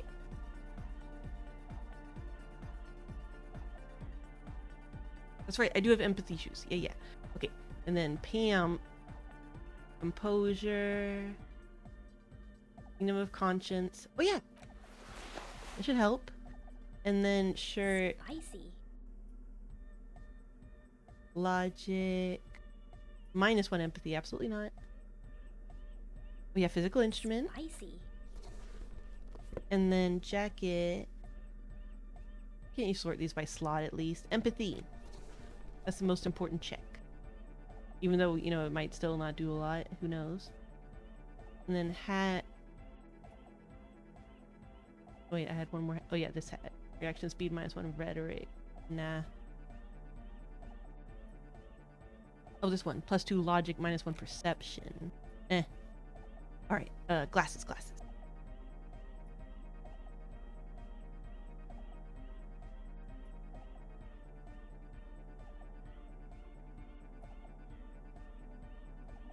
Get it all the way from we gonna do this. Oh, yeah. Savoir-faire, -1 visual calculus, +1. Oh, empathy. Okay.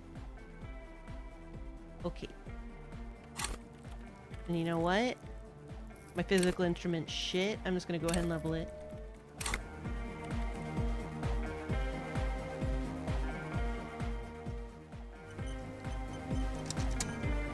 Yes, what is it? I'm red. Very good. Back across the... If you'll please carry that amplifier, officer. And if you'll take that spool of cable, we should be able to move it all in one trip. Oh, whatever will y'all look at while this cutscene plays out again?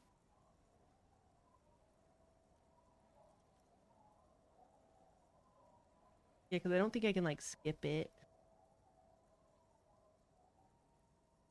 Love. I love.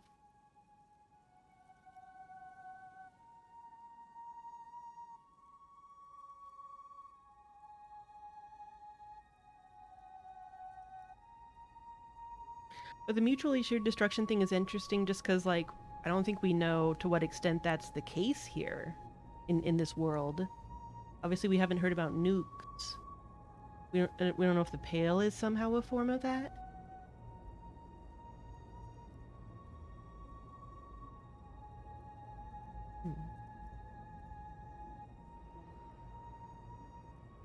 Oh my goodness.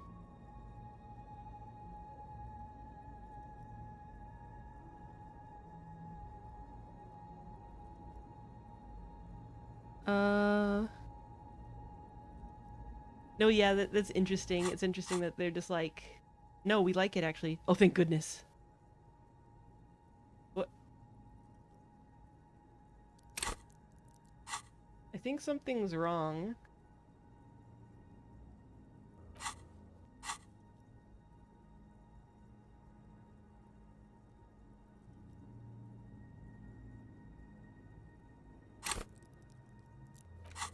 Oh, I broke the game.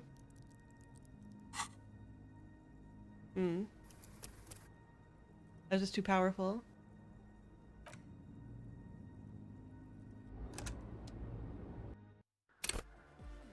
It did. Yes, what is it? Very good. If you'll help me with some of this equipment then. Back across the water lab.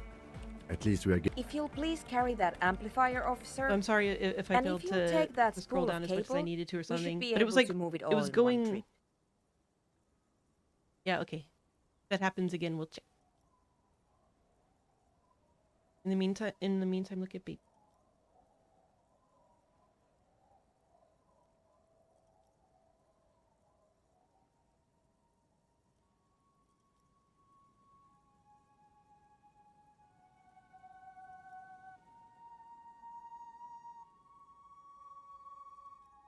Doki.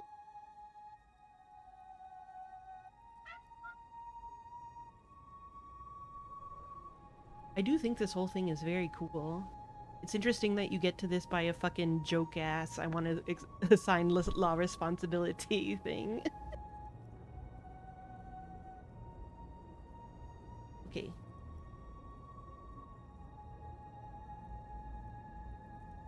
Good job.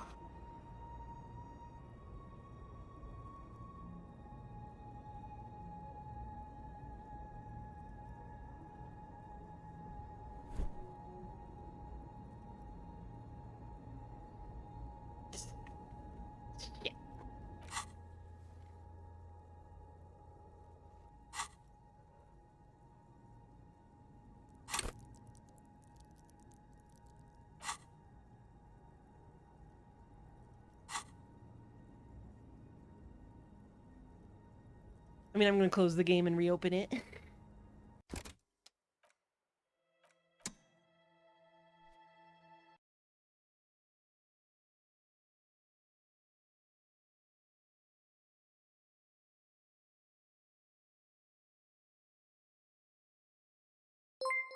Thank you very much for the radar. Hello.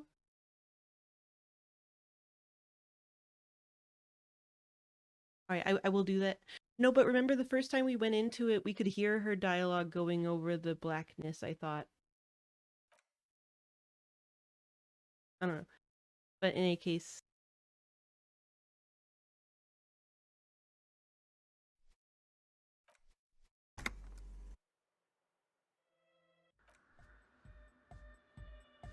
This is Coalition Warship Archer. They've Yes, come detected. what is it? Very good. If you'll help me with some... Back across the waterlock. At least... If you'll please carry that amplifier, officer. And if you'll take that spool of cable, we should be able to move it all in one trip. Okay, okay.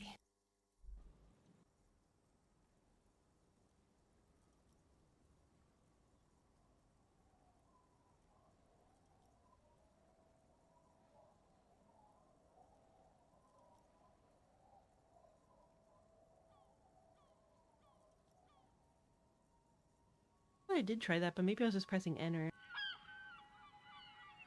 On.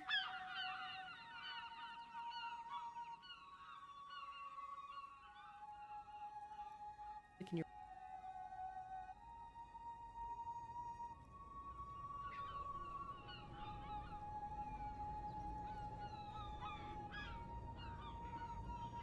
I just feel like there's no way we can possibly like actually talk to them, or but it'd be cool if so. Okay, she's doing the thing where she steps down. And now if you'll just connect that here... It's done. I believe we are ready. We're ready to try at least. Please put on these headphones. Okay.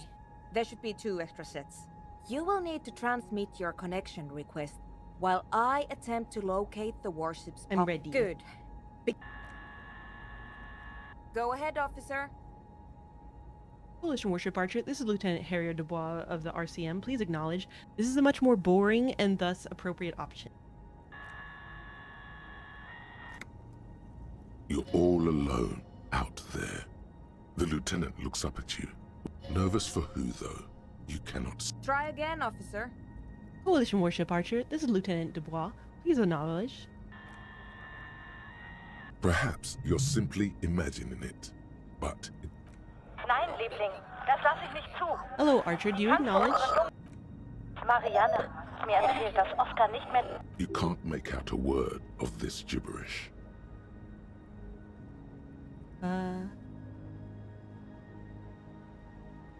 Going on? Liebling, bitte. It's crosstalk. In all likelihood, they can't hear you. Again? It's calm now. Got it. Kim, don't clog my connection. I didn't say anything, Detective. Someone has been maintaining it. The wiring has been repaired. An uncomfortable silence falls over the connection. It's been a long winter. Long and cold. Maybe it's your twin brother? I can assure you it's not my twin brother, though it certainly does sound like me. The lieutenant seems to wince at the sound of his own voice. What's happening? I can't say with certainty, but it sounds very much like anthroponetic crosstalk. Ah, yes, of course. That must... Natürlich halten ihn die Psychologen für vollkommen normal. Voice of this transceiver was some kind of signal purifier. Very good. Someone has been maintaining it. That's much better. Please, try again. Coalition Warship Archer, do acknowledge this is Lieutenant Dubois. Warship Archer. Are you there, Lieutenant Dubois? Please acknowledge.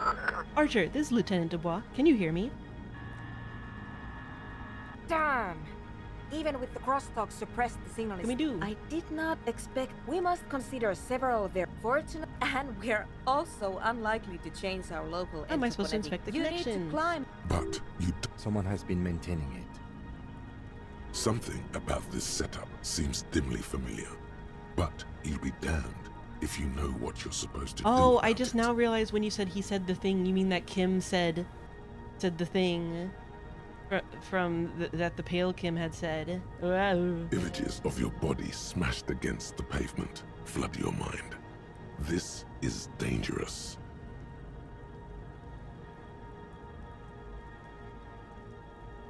So does that mean that pale audio like was from a reality where we fell and died, maybe? And it's like the thoughts of like a dying person, or the reality of a dying person being incorporated into the pale or something? Okay, let's do this. Have confidence. I've got my good gloves.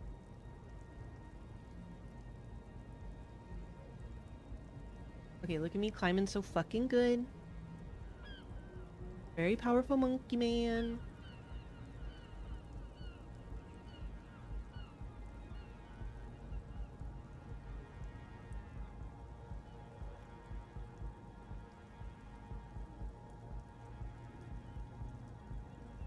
Look at that. This is great. Your gloves give you a solid grip on the metal bar. This feels pleasingly familiar. You don't exactly cut a lithesome figure, but after several moments of scrambling, you manage to hoist yourself atop the monument. Nah, this is impressive as fuck.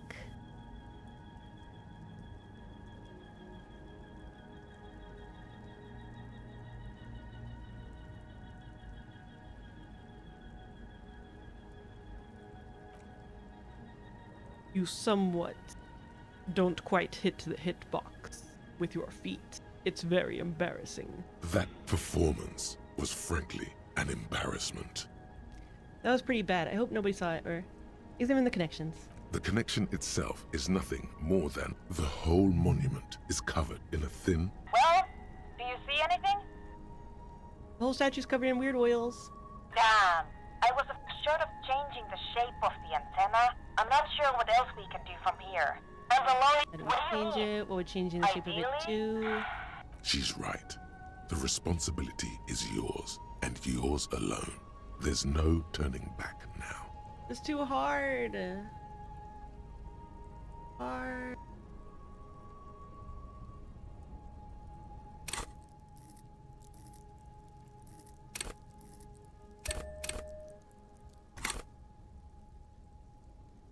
Even. Boom. It's okay. We'll still get to talk to them. We'll still get to talk to them.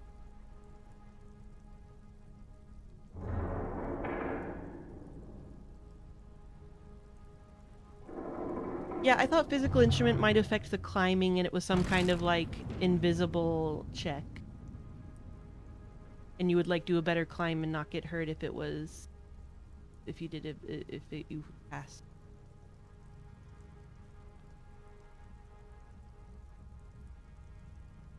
You allow the broken hunk of metal to clatter to the ground. It wasn't clear to you it did anything anyway. Nein, Liebling! What are you doing?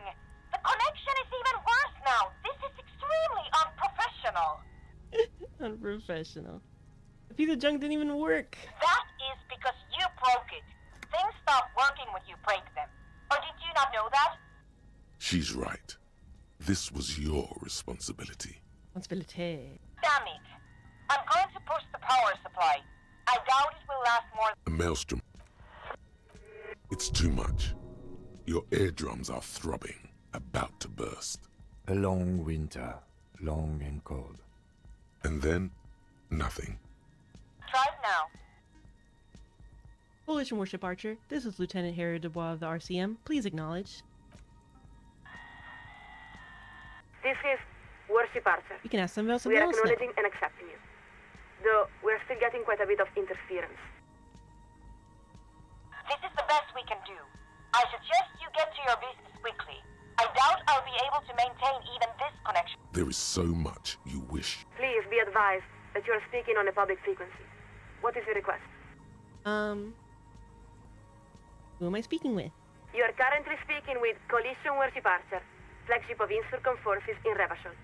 Are you the captain? Or, whoa, the Coalition has talking warships.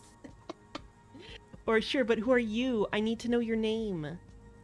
Sure, but who are you? Our name is not important.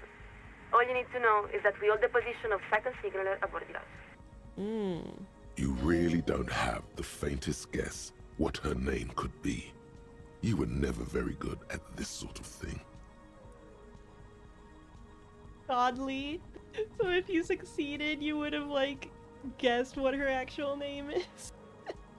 There's something in the way she refers to herself, always with the first person plural. A deliberate blurring of the boundary between herself and the institution she represents. Just one thing, why do you keep referring to yourself with the plural? Because it's standard practice for signalers to use the pluralis officialis during the course of our duties. It's meant to serve as a reminder that we don't speak only for ourselves.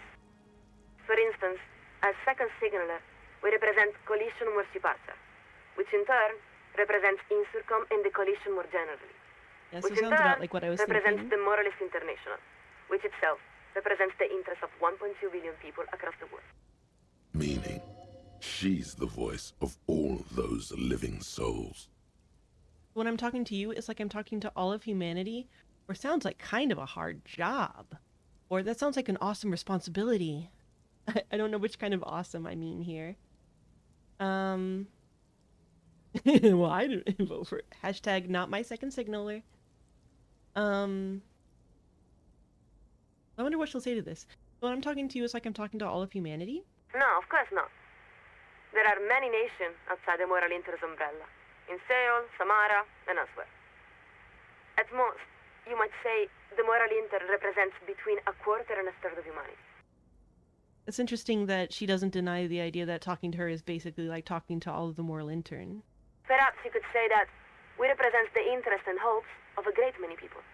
But you could say, just as easily, that we are the assistant to the secretary of a factotum. No more remarkable than the lowest cashier of a common fleet. Wait. See, it's surprisingly real about it. It all depends on your perspective. Who is the secretary? Who is the factotum? I want to know who the factotum is. Why? The archer itself. But now, we've wandered quite far afield. What was your request? I'm not joking, officer. I'll only be able to hold the signal open for a few more moments. Is everything alright? Listen, I really need to reach the Committee of Responsibility. Acknowledged. To reach the committee, all you need to do is fill out. If the liaison accepts your request, you will be invited to address the committee at their next quarterly public hearing. We believe the next hearing is scheduled for July. Okay.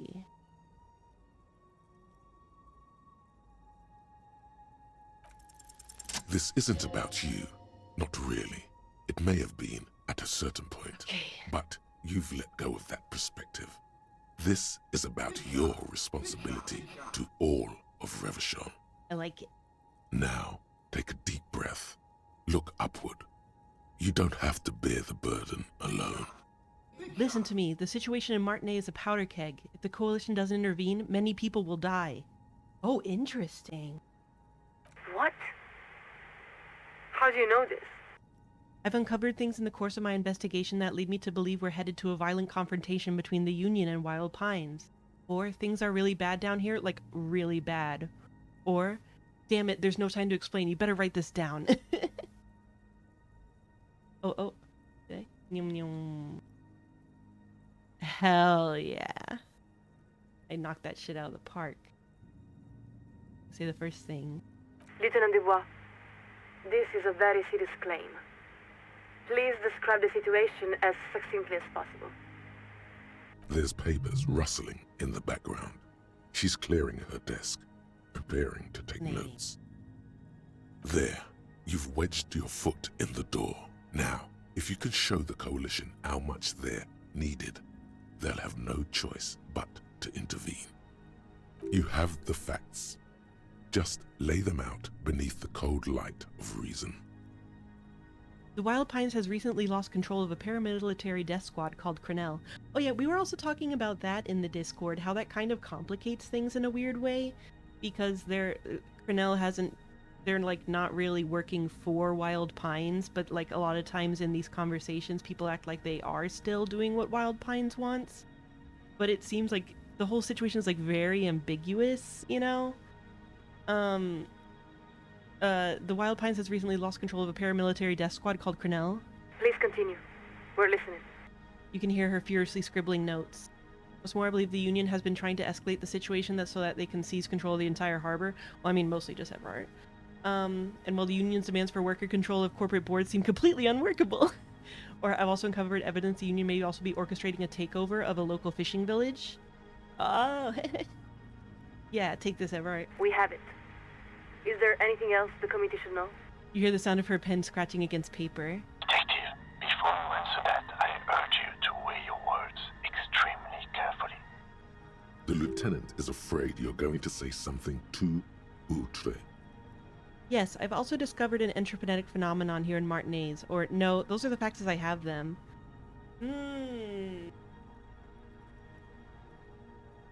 So it seems like Kim doesn't want me to say this, but it seems like the kind of thing people should know about. But maybe the fact that I think is the thing that kind of thing people should know about is what makes me such a fucking moralist.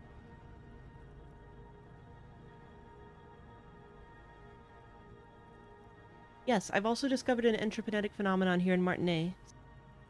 We're afraid we must ask you to repeat that, Lieutenant Dubois. Afraid? What is she afraid of? I mean... Her tone has shifted. She's no longer herself. I said I've discovered an entropinetic phenomenon here in Martinez. Acknowledged.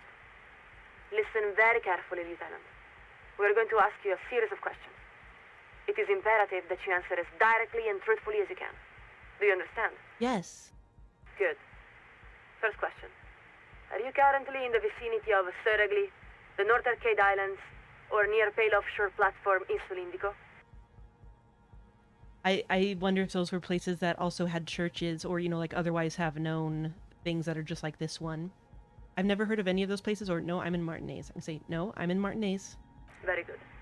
Next question. Would you describe the phenomenon as internal to the Isola or external to the Isola? What she means is, actually, you have no idea what those words could mean in this context.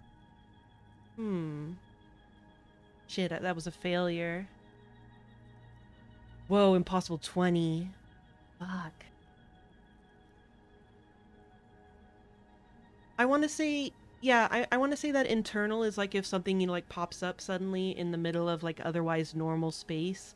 And external is if something's like coming from the edge where we know the Pale already is. Would be my hope. Internal. Next question. At the time, did you experience sense objects? Can you elaborate? Yes. Examples may include sound, memory, light. It was a kind of gradient, or when the raver put the compressor through the other thing, it made the beat really hardcore, like too hardcore. Or I experienced nothing, a complete lack of phenomena. Kind of gradient. I'm gonna say the raver thing.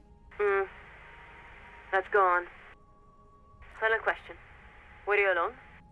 Yes, unquestionably, irrevocably alone. That's considered a You success. are part of a large family. Hell yeah. You are never alone. There's no need to overthink this. We repeat. Were you alone? No. You hear the sound of a page ripping. Thank you, Lieutenant. Please stand by while we transmit our summary. A long winter. I'm not sure how much longer I can keep the signal clear, officer.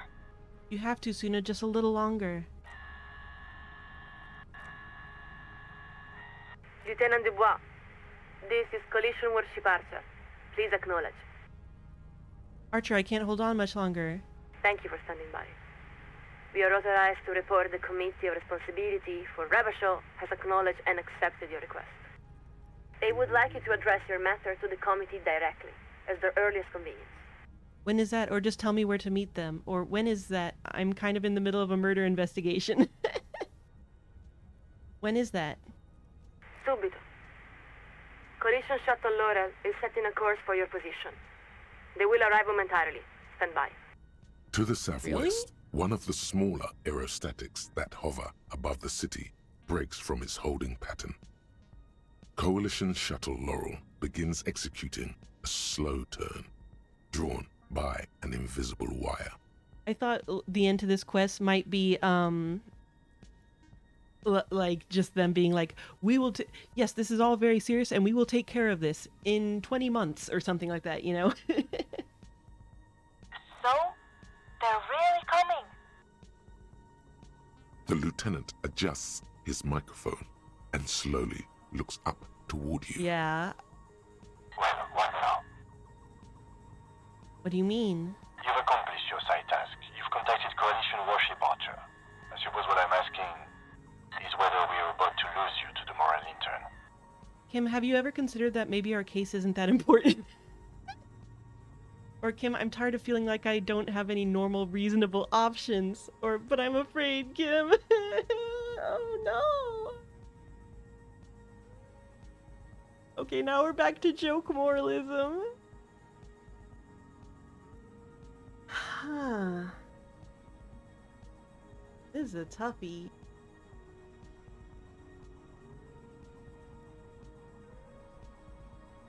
God, this is a weird series of options. Yeah. I'm afraid, Kim. Afraid of what, detective? A little rhyme jingling in your mind's attic. Of the future, of the past, of all that is not made to last. I feel that something very bad is going to happen, or it's my past, it's going to catch up with me, or Kim, what if this is all there is? I feel that something very bad is going to happen. The lieutenant takes a moment to compose his thoughts. I don't know where this case will lead us, detective. But in a sense, that doesn't matter. Our job is to follow the evidence where it leads. Consequences be damned. I'm not talking about the case. Because that's what it means to be an officer of the RCM. Well, that's very cute of you. The lieutenant's final words are nearly swallowed by the roar of the aerostatic's main rotors. Lieutenant Dubois, this is Collision Warship Archer. We have been instructed to inform you that the Laurel arrived at your position. Please acknowledge. No shit. How are they supposed to hear your acknowledgement over the thundering of their own rotors? Acknowledge, Archer. This is Lieutenant Dubois. Thank you. The Committee of Responsibility for Ravachol has authorized us to offer you an immediate extraction. Do you accept? Oh, I thought they were gonna come and investigate shit. I didn't realize that they were gonna come and take me.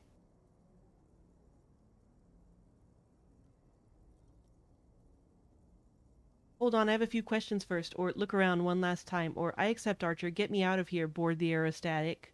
Or I can't do it, back out. But I said I wasn't alone.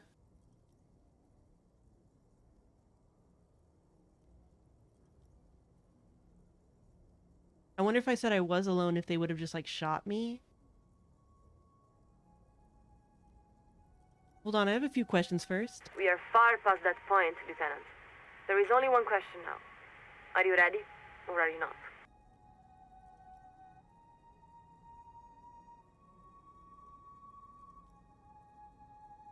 Look around one last time. The roundabout, Martinez North, daytime. Across the plaza, a pair of seagulls fight over the remains of a chicken wing. The programmer eyes you curiously. She does not understand why you're hesitating. Whatever her misgivings about the Coalition, the fact is that you've summoned an aerostatic with your voice, an achievement she never thought she'd witness. The lieutenant looks up toward you. He starts to open his mouth, then appears to think better of it. He's spoken his piece, he thinks. It's up to you now. There is something, a whisper, circulating among the city's footnoted alleyways and along its electrical wires. But what it's saying, you can't tell. It seems to be a message meant for someone else. No! I wonder if that would have been the city saying, like, don't go, or something.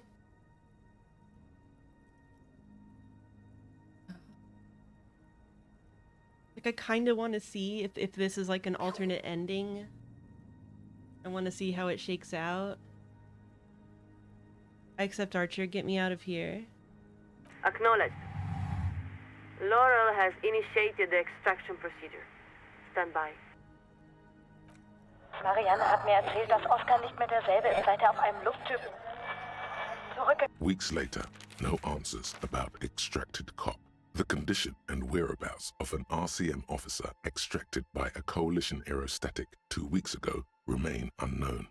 The dramatic maneuver witnessed by dozens near the North Roundabout has reportedly increased tensions between the citizens of Martinez, the RCM, and coalition authorities. Early reports that the lieutenant was investigating entropinetic phenomena along the coast have not been confirmed. According to an official statement given by the RCM, the lieutenant was in Martinez as part of a murder investigation. A coalition representative declined repeated requests for comment. Now we have like a MIB job in secret. That's what the sequel's gonna be. It is weird though, if it's just them, like, you know, disappearing me because I know something that I'm not supposed to. It's weird that, you know, they didn't take any of the other people, since I let them know that there were other people. It's strange.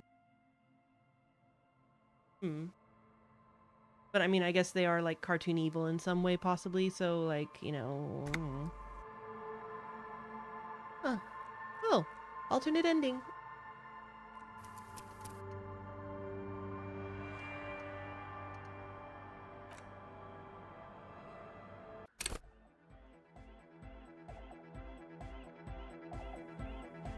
Well, yeah, it depends on if I'm a super secret, super investigator now, or...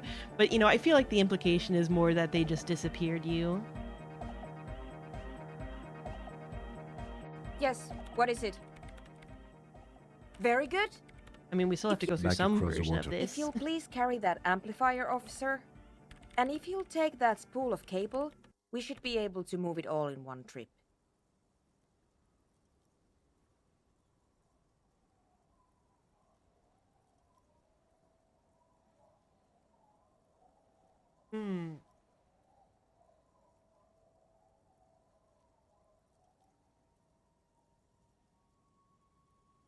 Now, obviously, there's versions of this quest that we end without that, without going with them.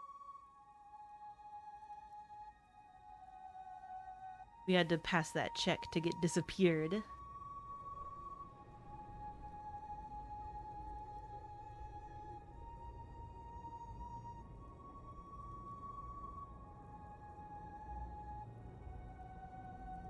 I do think it's a little, like, less interesting if they just disappeared you.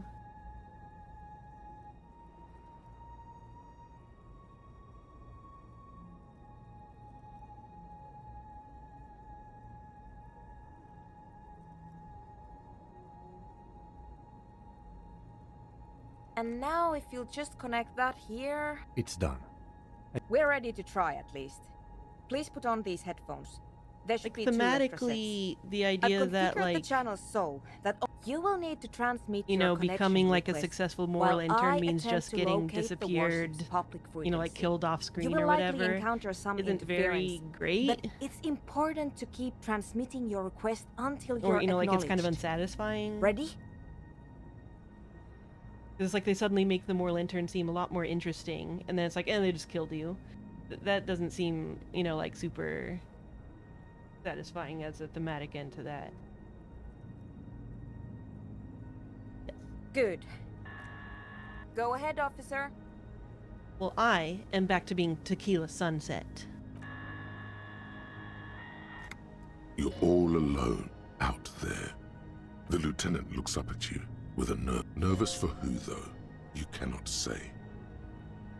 Try again, officer. Yeah.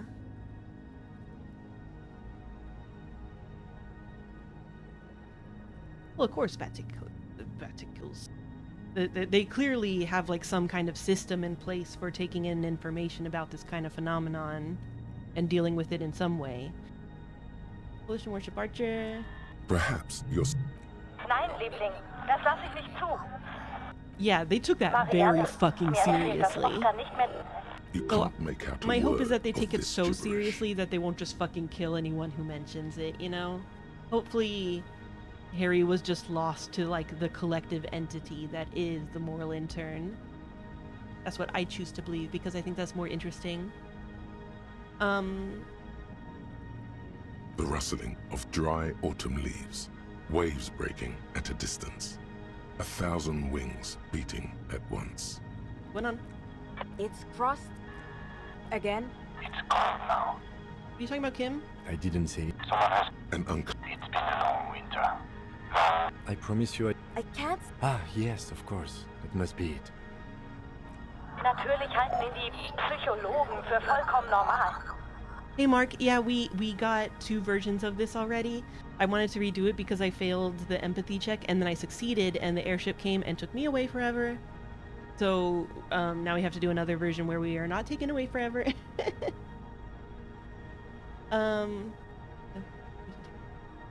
Ah, Someone has been maintained. that's much better. Please try again. Where's...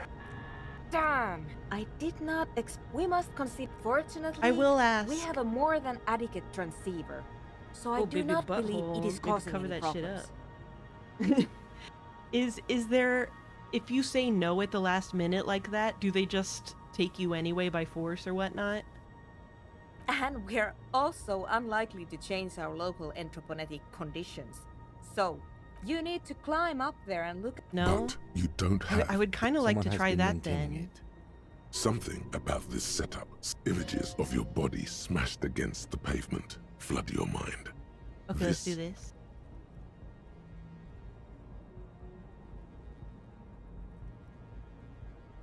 Yeah, if you can say no, that's what I'm going to try to do if at all possible. Of course, I just asked if they take you by force. So if they just like fucking shoot you in the head, that would technically, people would not have been lying to me by saying nope.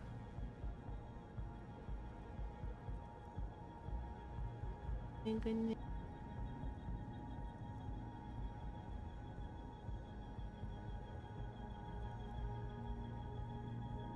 Oh gosh, no. Your gloves give you a solid grip on the metal bar. You don't exactly cut a lithesome figure, but after several moments of scrambling, you manage to hoist yourself atop the monument. You're flicky flicky.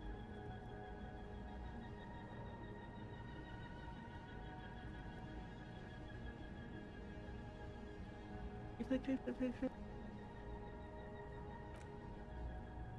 That performance was frankly an embarrassment. The connection itself, the whole... Well, do you see anything? I just say the connections look fine to me.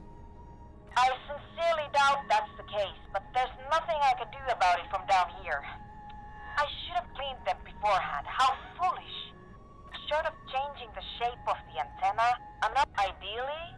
No? What do you mean? She's right. The responsibility is yours, and yours alone. There's no turning You know back what? now. Boop. Alas. I assume this would just give you the, maybe like the ability to ask all of the questions or something. Kittens are just so very professionally super baby. Very good at it. Boom. Take that, fascism.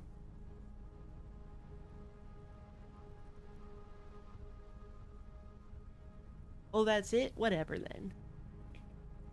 You allow the broken hunk of metal to clatter to the ground. Oh, I got pretty It close. wasn't clear to you it did anything anyway. Nein. What are you doing? The connection I'm sorry. is... But you didn't. You made things... She's right. Damn it. A maelstrom of... It's too much. A long winter. And then... Try it now. Please acknowledge. This is... There is so... Please be advised that you are speaking on a public frequency. What is your request? So the ones we haven't done are, when is real democracy coming to Revachol? Or what does Revachol look like from up there? Like, when is real democracy coming to Revachol? We can assure you, it is coming as soon as possible. In a few months then? Within a couple of years, surely. Or within my lifetime, question mark. Oh, that's true, it is a public frequency.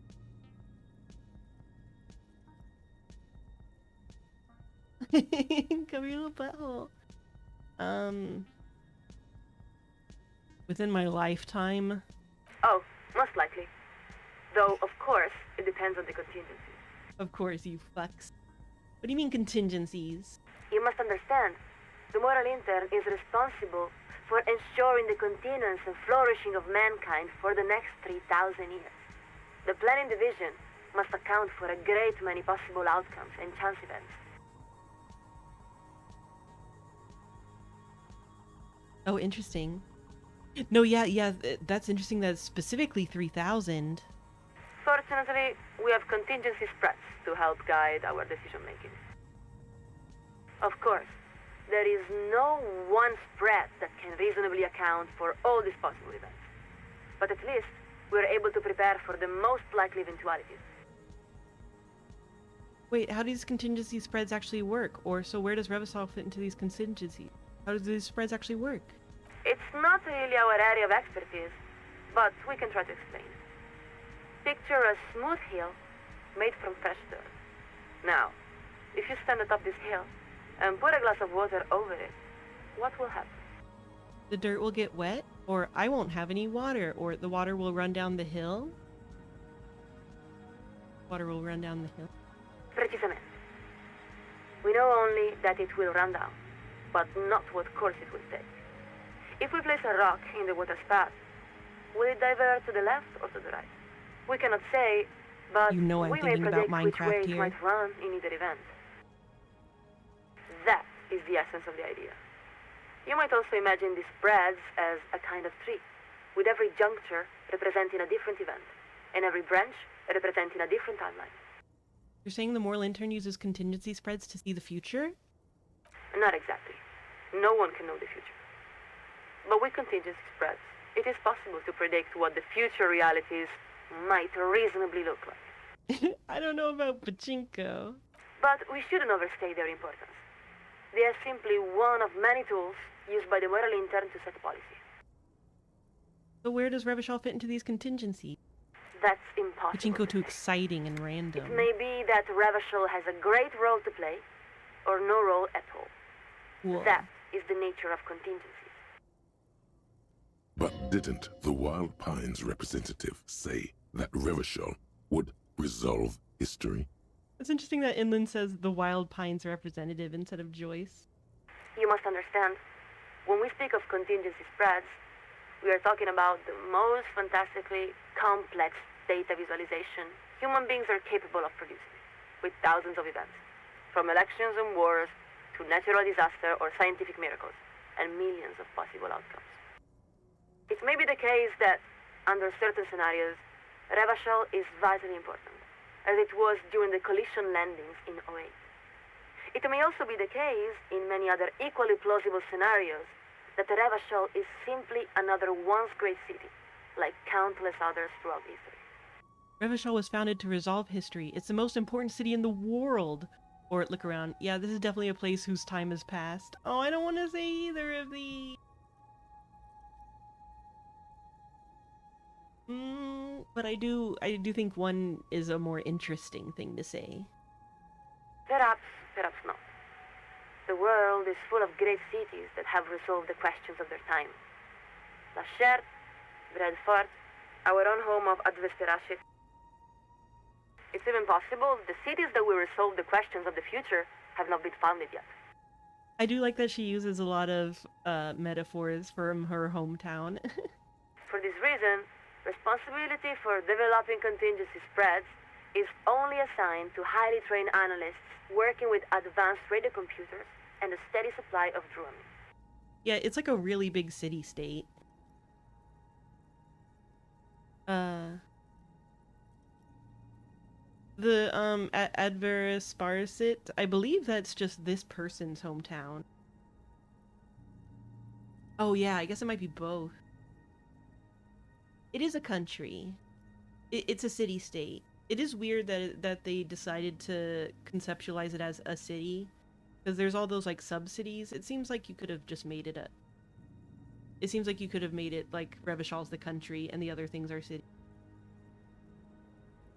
Okay, but I still want to know when real democracy is coming, or how do I access my personal contingency spread, or enough of this, I have another question. Okay, but I still want to know when real democracy is coming. Of course. While the content of individual contingency spreads is deeply classified, many degrees beyond our access, everything we have heard from the The fact that she Provisional describes it so Commission vividly, indicates that though, the I feel like she's transition actually from is it. proceeding according to the appropriate timetable.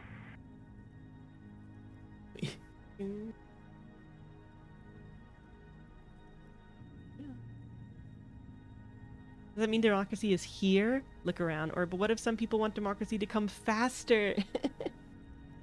I'm gonna say it second. Of course, the coalition supports the Revacholian people's desire for full democracy. We encourage you to contact the offices of the Provisional Commission if you're serious about getting involved. How can I get involved? Or what if I want real democracy, like, right now? How can I get involved? Oh, there are many things you can do. If you're interested in learning how to canvass for signatures, manage the polling place, or register voters, the Commission would be more than happy to direct you to a workshop. That's interesting. In fact, you may have picked the perfect time to get involved. Revachol is nearly ready to begin the first phase of democratization. Soon, the people of Revachol will vote for slates of candidates who will make up the Transitional Advisory Council that will oversee the second phase of democratization. What is this Transitional Advisory Council, or who picks the slates of candidates, or how many of these phases are there until we have real democracy? Who picks these slates of candidates? In most cases, the Provisional Council selects them from a cross-section of the local population to ensure the slates actually reflect the people they represent. Of course, such a situation is not ideal. We would all prefer for Revacholians to nominate the representatives directly. But that is why it's a transitional council. What is this Transitional Advisory Council? Yeah, but it's like if New York was like the size of like a whole country, I feel like then Queens and Manhattan and Brooklyn would be like the city. I don't know, man. How many of these phases are there until we have real democracy? Our best theoreticians believe that 3 to 5 phases are appropriate for states that lack strong democratic traditions, which would certainly apply to Revachol. 3 to 5. But we must stress that real democracy is an ongoing process and not simply an outcome. It must be cultivated and preserved if it is to endure. I'm not joking, officer. I'll only be able to hold the signal open for a few more moments. But you can... Okay. Is everything all right? I really need to reach the committee. If the liaison accepts your request, 83%. you will be invited to address the committee. This isn't about you.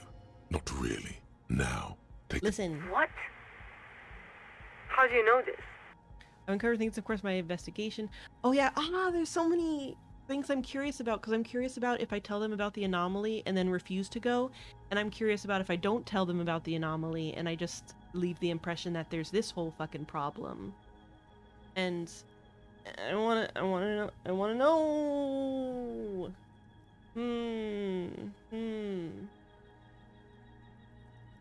Okay, I've uncovered things. Officer, this is a very serious claim. There's papers rustling in the background. There. You've wedged your foot in the door. You have the facts. Just lay them out beneath the cold light of reason. The baby. Wild Pines has recently Wait, I haven't worked out the details yet, but there's something weird going on with the Wild Pines.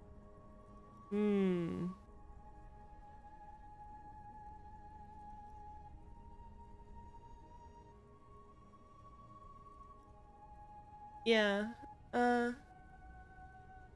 something weird going on with the Wild Pines. Yes? What else?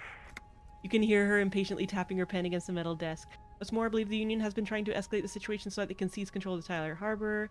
Uncovered evidence the union may also be orchestrating a takeover. The union's demand for workers, corporate board seems completely unworkable. You can say that We middle have one. Is there anything else? The lieutenant is afraid you're going to say something too outre. Okay.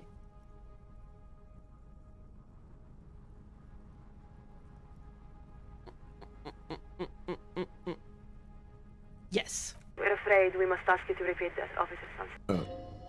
Her tone has shifted. She's no longer herself. Oh, I can say, what's going on? Never mind that. All you need to do is repeat what you just said. Do as she says. There's no other option. Volition, impossible failure. Interesting, like you could back out. I've discovered an entropinetic phenomenon here in Martinez. Acknowledge. Listen very carefully, officer. Good. First question. Are you currently in the vicinity of Surrey? I've never heard of any of those places. Please answer the question. No, I'm in Martinez. Very good. Next question. Would you describe the phenomenon as internal to the Isola or external to the Isola? What she means is... Damn it. Actually, you have no idea what those words could mean in internal. Next question. At the time, did you experience sense objects? Yes. Examples may include sound, memory, light. Okay, I mean, we definitely didn't experience a lack of phenomena. It was a kind of gradient. Let's go on. Final question. Were you alone? Yes. Unquestionably. Irrevocably alone. You are part of a large family. There's no need to overthink this. We repeat. Were you alone? No. You hear the sound. Thank you. I'm not sure how much longer I can... Officer Sunset, this is Collision Yes, with I'm Shibata. here. Thank you for standing by. We are authorized. They would like you to address your matter to the committee directly, as their earliest convenience. When is that? I'm kind of in the middle of a murder investigation. Local matters can wait. Collision Shuttle Laurel is setting a course for your position. To the southwest, one of the smaller areas. So? The lieutenant adjusts. Well, what now? I guess we wait. Yes, and then? What do you mean? You've accomplished your side task. You've contacted Coalition Warship Archer. I suppose what I'm asking is whether we are about to lose you to the moral intern. Kim, I'm tired of feeling like I don't have any normal, reasonable options. What options? What in God's name are you talking about, detective? Everything is so messy down here. It's much nicer up here. Oh, down there. It's much nicer up here. Or haven't you noticed that things have only gotten weirder the longer we've been on this case? Let's see the second one. The lieutenant takes a moment to compose his thoughts. I don't know where this case will lead us, detective. But in a sense, that doesn't matter. Our job is to follow the evidence where it leads. Consequences be damned. Because that's what it means to be an officer of the RCM. Ba-bum. The lieutenant's final words are nearly swallowed by the roar of the aerostatic's main rotors. Yeah. Officer Sunset, this is Collision Warship Archer. We have been instructed to inform you that the Laurel arrived at your position. Please acknowledge. No shit. How are they so... Thank you. The Committee of Responsibility for Rebel has authorized us to offer you an immediate extraction. Do you accept? I can't do it. Repeat that, officer. What do you mean you can't? Are you being impeded in some way? It's my case. I've got to see it through. Or it's Kim, my partner. I can't abandon him. Or there's still some personal business I have to sort out.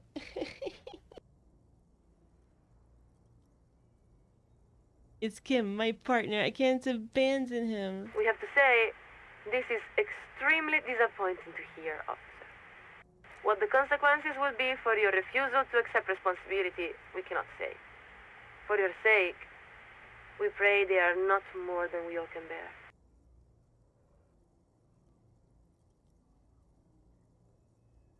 All's well that ends well. And now, we are updating our frequencies. We will not speak again. This connection will be cleared in 4, 3... I'm sorry, Archer. Wait, I've changed my... Or say nothing. I'm sorry, Archer. 2, 1. Après le monde, le gris. Appelez le gris, le monde encore. And the line goes quiet. The lieutenant gives a long sigh as he removes his headphones.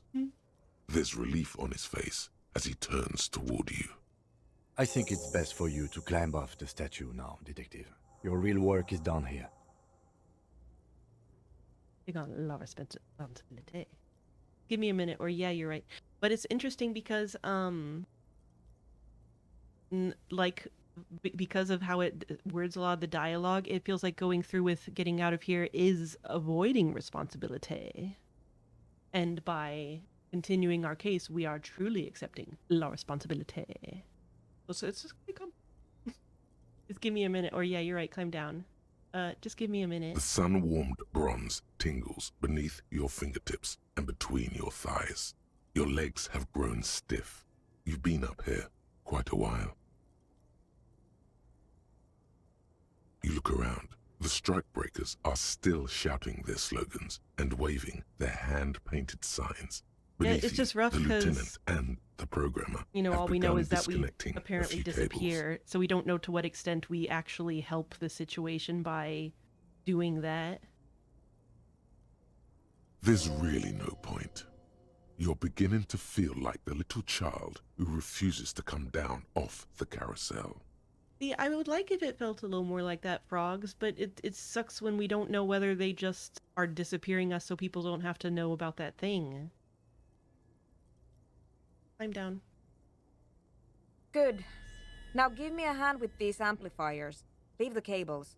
I don't feel like making 2 trips. What's one more trip across the waterlock?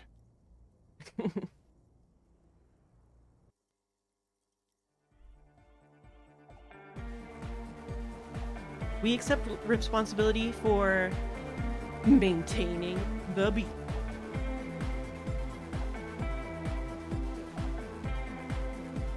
Well, this was an interesting collaboration. We make a pretty good team, Suna. Or what do you think? Could I make it as a radio engineer? We make a pretty good team, Suna. Perhaps. You're more reliable than the writers I used to work with. Though, that is not a difficult part to clear. Oh. In any event, just leave that equipment here. I'll put it away later. If you'd like, you can take one of the extra headsets. I don't need so many spares. Now, you'll excuse me? Self-deprecating writer jokes. The babies want food, I have to get them food. Look at this little koala. Look at this koala. Oh, that's a koala. Oh, he's just a little snoozle doodle. Oh, he's just a little puffy cheek boy.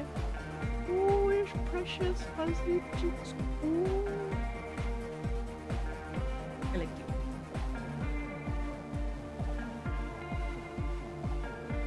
Your brothers are demanding.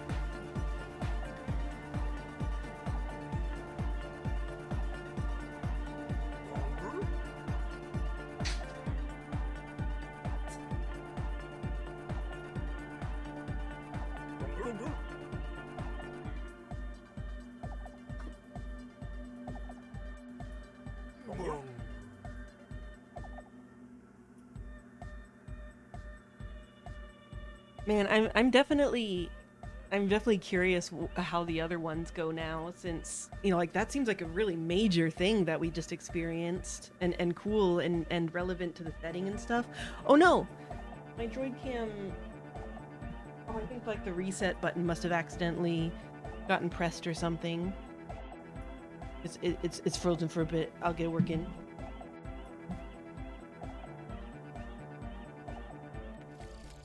Cleaning out the rooms.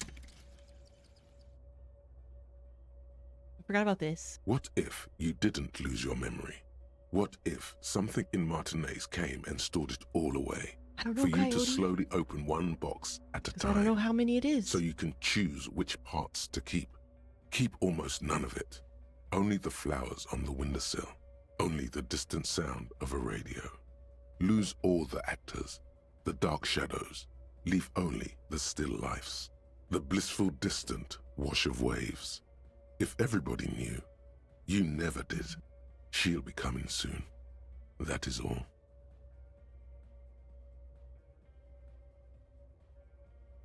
Like, there's no way that Ruby is our ex, right? That would be so fucking weird.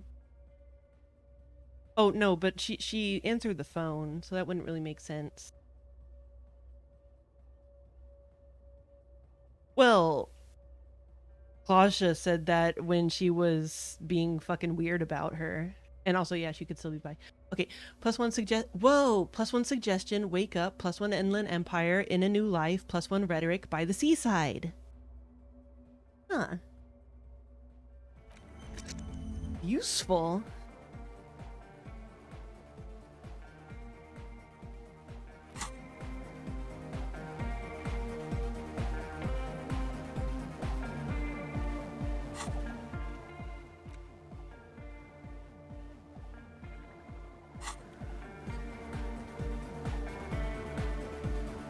Yeah. Yes, what is it? I mean, well, that was fucking rad. Obviously, at some point, we'll be able to meet that lady about our gun, and I'm sure that will all go very smoothly. But in the meantime, what else can I really follow up with? Wait, I'm trying to sort this shit out. My phone's acting weird, oh no. I'm on airplane mode, motherfucker. I need to be able to record the babies. Oh, whoa, it's like jacked up. It like can't access any of my stuff. What the fuck?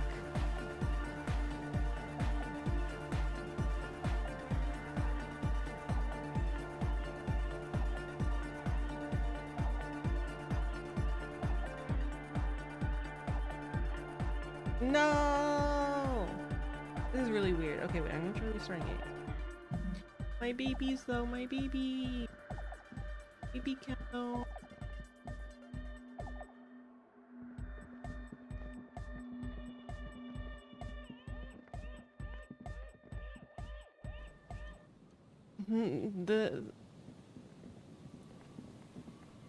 Oh yeah, were you talking about from where it's fired? People seem to have mixed feelings on whether it closes it off or not. But it seemed to. Oh, we wanted to go look at that one building again, the printer.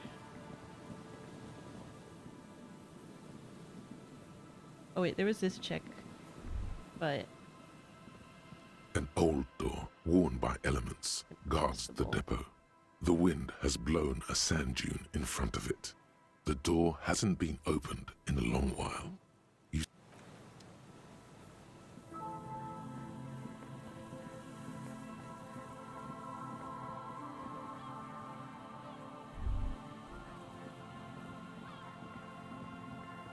Did I ever go over here? Oh! Is there something here that would indicate a sniper used this place as a nest for taking the shot? Just some urban detritus, a bottle, and a dilapidated old comms tower. In the distance you can hear the breakers roar.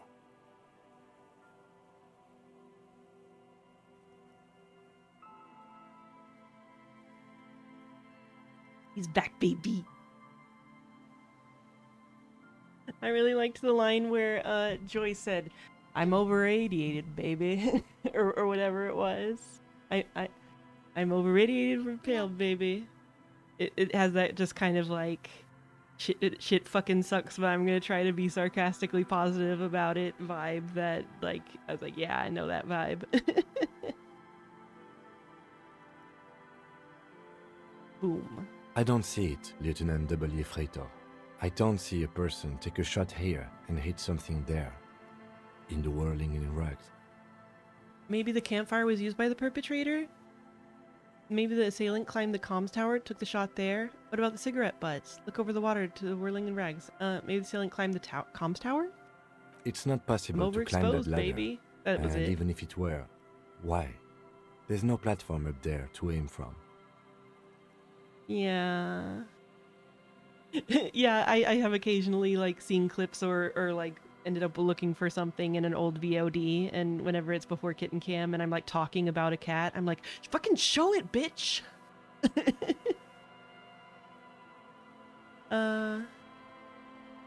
Maybe the campfire, the platform they aim from. What about cigarette butts? Those? A smoking assailant who favors Tumutiri to Astra or Joanne? Cigarette butts are everywhere. This is a common brand for all men. Still, you felt it was important enough to make a mental note. That means something. Huh. You didn't pay attention to any of the other cigarette butts on the coast. The door's closed, so Taro thievery cannot commence yet, at least. Maybe the campfire was used by the perpetrator? To warm his hands before pulling the trigger? Perhaps. But anyone could have made this. The coast is specked with fires this time of year. He looks around. Truthfully, this seems like a very poor choice to take a 1.2 kilometer rifle shot from. Visibility is awful. There's water vapor everywhere. I think we can rule out Biddable Prime, was it? Look over the water to the whirling in rags. There, 1.2 kilometers over the cold water of the bay, blue from the distance and the air, you see the smallest rectangle, barely visible. A glowing light on the third floor of the whirling in rags.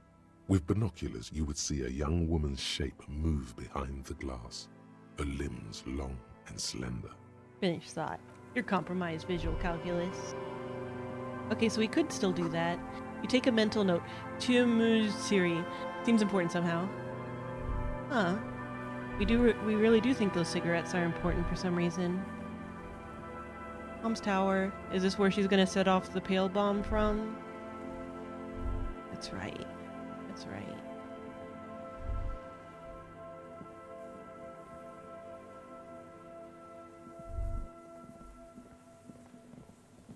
Set us up the pale bomb.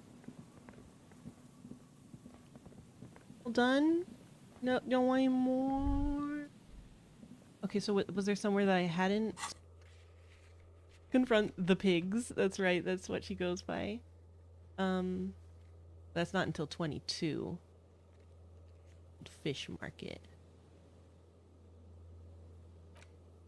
And where the shot came from. Oh, checked off. Okay, so check island for bullet traces. Check boardwalk.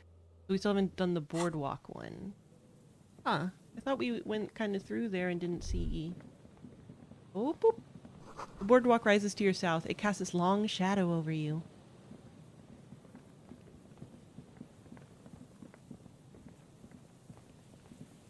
It is fucking crazy how far away snipers can be, though. Also, this place is fucking different technology than us. I mean, I guess at least hers isn't a muzzle loader. But I assume they can't get, you know, quite as accurate as actual modern snipers with their crazy shit.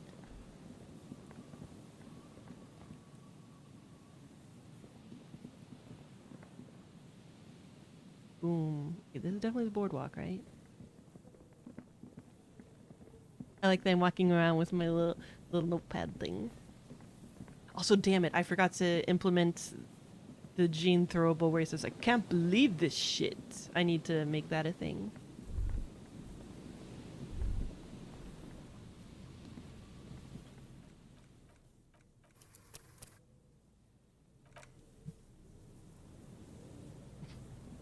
can't believe this shit. I feel like that will have long-term use cases. There's something I'm just like failing to perceive on the boardwalk. Oh. It's a long way down to your death from here. 20 meters at least. Yeah, I just figured it would just be the PNG of his profile with the wig on.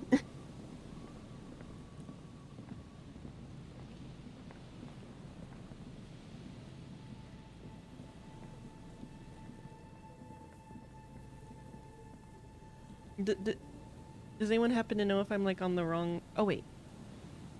Is that building? Printer?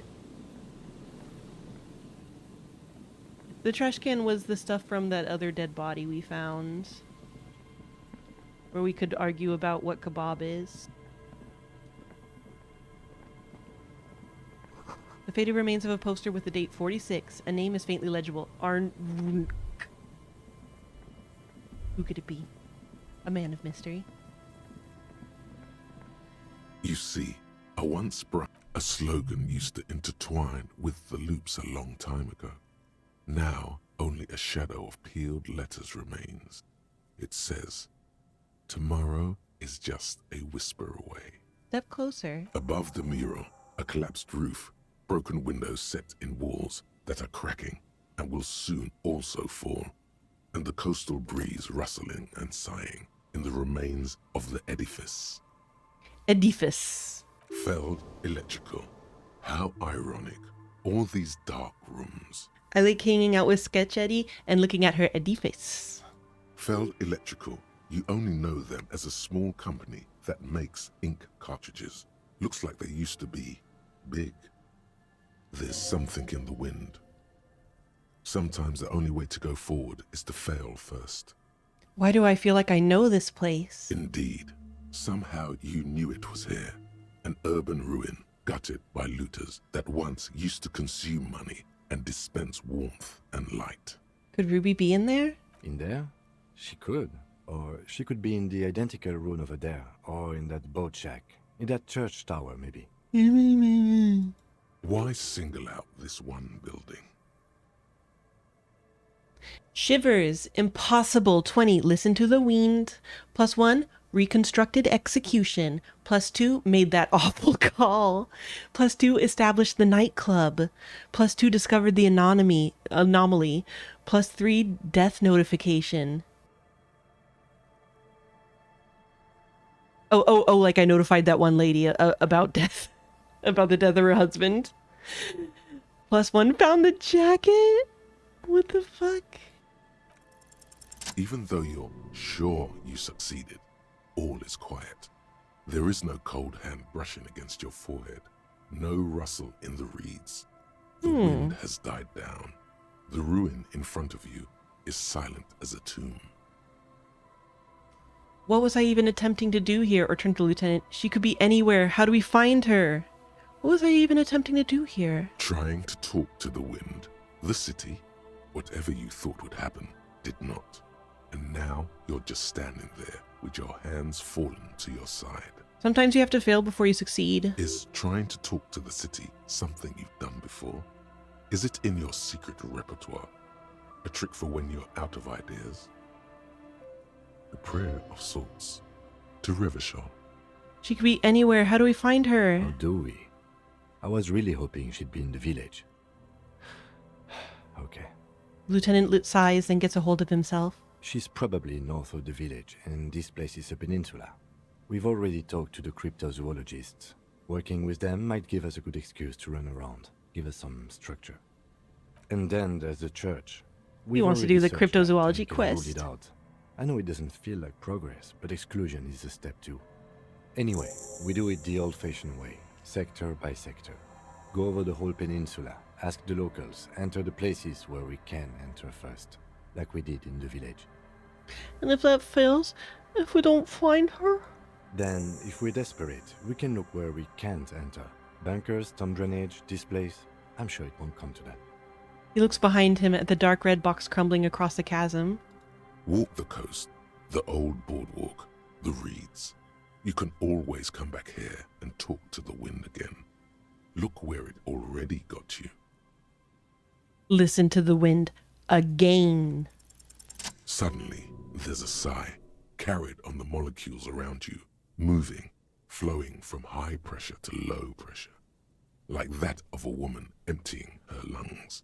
She wraps the collapsing stone box in front of you in her breath, flowing through it.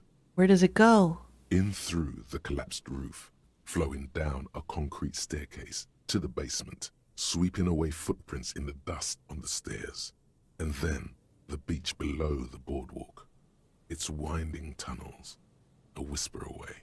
What is happening? She's down there. I think she's down there below this building. Okay. Why? The wind told me, or we've looked everywhere else, or ever since I woke up, maybe even before, I've been getting these strange cold spells. I'm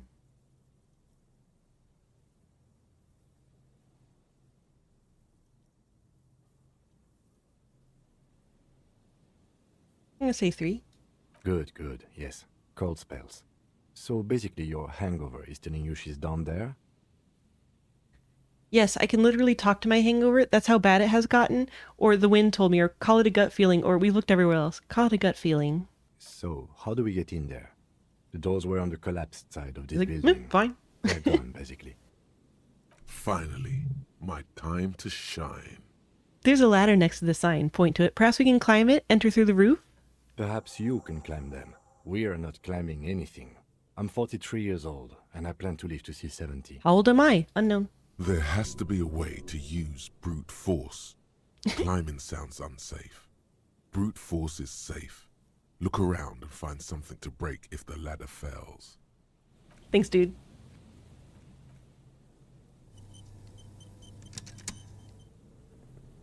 A rusty ladder leads to the rooftop. Some of the rungs are missing. Yeah, that doesn't look good at all. Oh shit. Someone appears where the dropped saw backseating token is and dramatically picks it up. What is your backseat, my friend?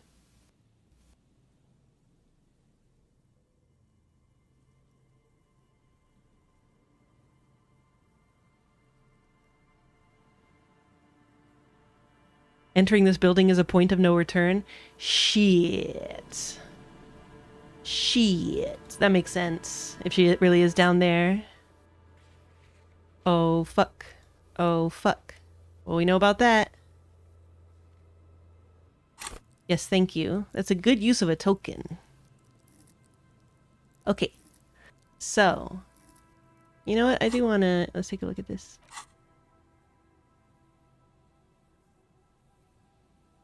Yeah. Yeah. I mean, this is the end game. The other one seems like a weird bonus end game, apparently.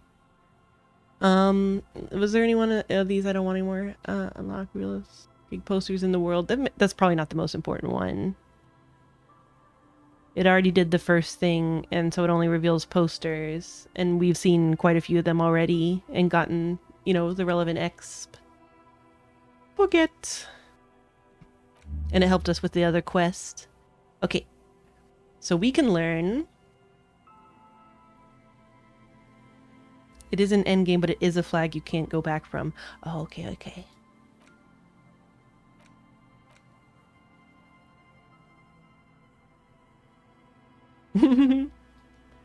No!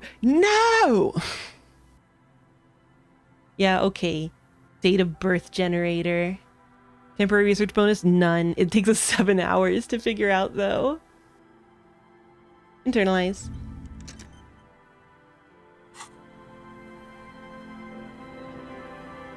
That was hardcore in a bad way.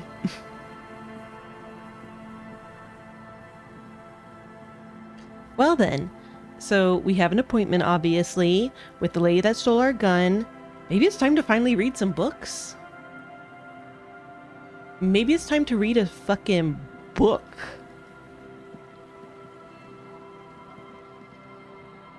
I like being able to go,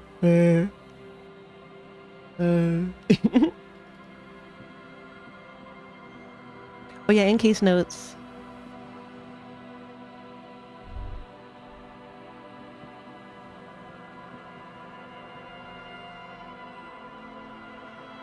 Oh, is like the way that they characterize her uncomfortable or something?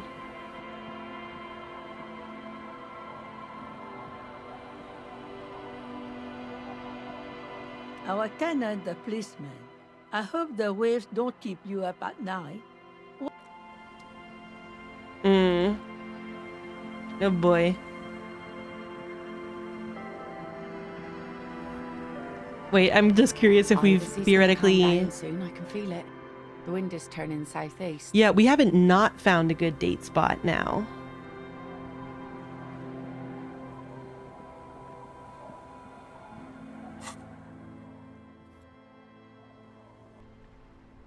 Oof. Also, just fucking objectively super dick move for Everard to know that, like, apparently crazy lady has our gun and he's just not going to do anything about it until we do whatever he wants. Like, that's irresponsible to the people that he supposedly cares so much about. Wait, I saw that.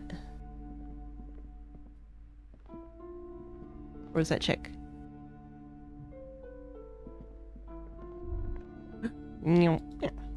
Everyone knows the most interesting thing about fascists was their magic. Okay,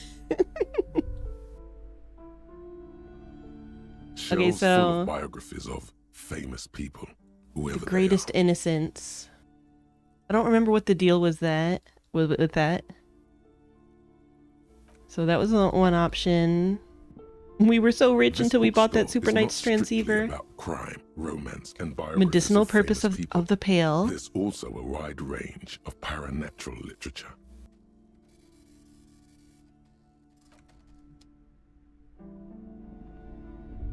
Oh, yeah, there's somewhere I haven't been yet. Shelves filled to the brim with crime novels featuring the supposed... Oh yeah, Dick Mullen.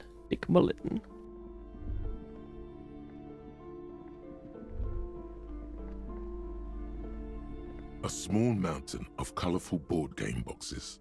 There's the renting game or the Viral game. A lot of shelf space seems to be taken up by Viral. Oh. Boom.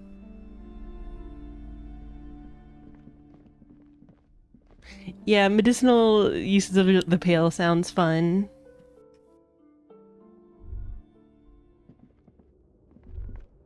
Oh, perception? What do you perceive? Smells like leather and sweat. Thanks, perception. Oh wait, Kim has something to say. It's dark.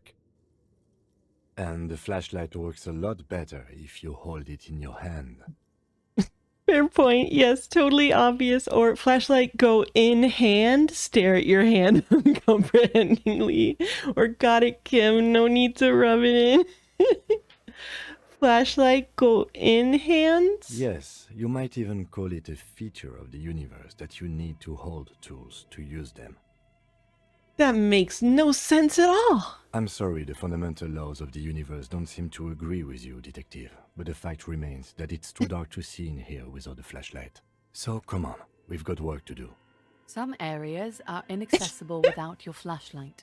After you've acquired it, go to your inventory and equip it in a hell. What if I just say, fuck you? I'm gonna walk around without my flashlight. I see.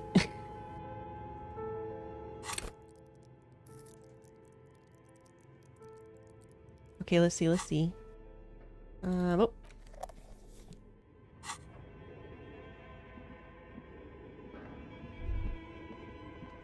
You are likely to be eaten by a group. If this seems particularly cruel, consider whose fault it could be, not a torch or a match in your inventory. This looks like stairs.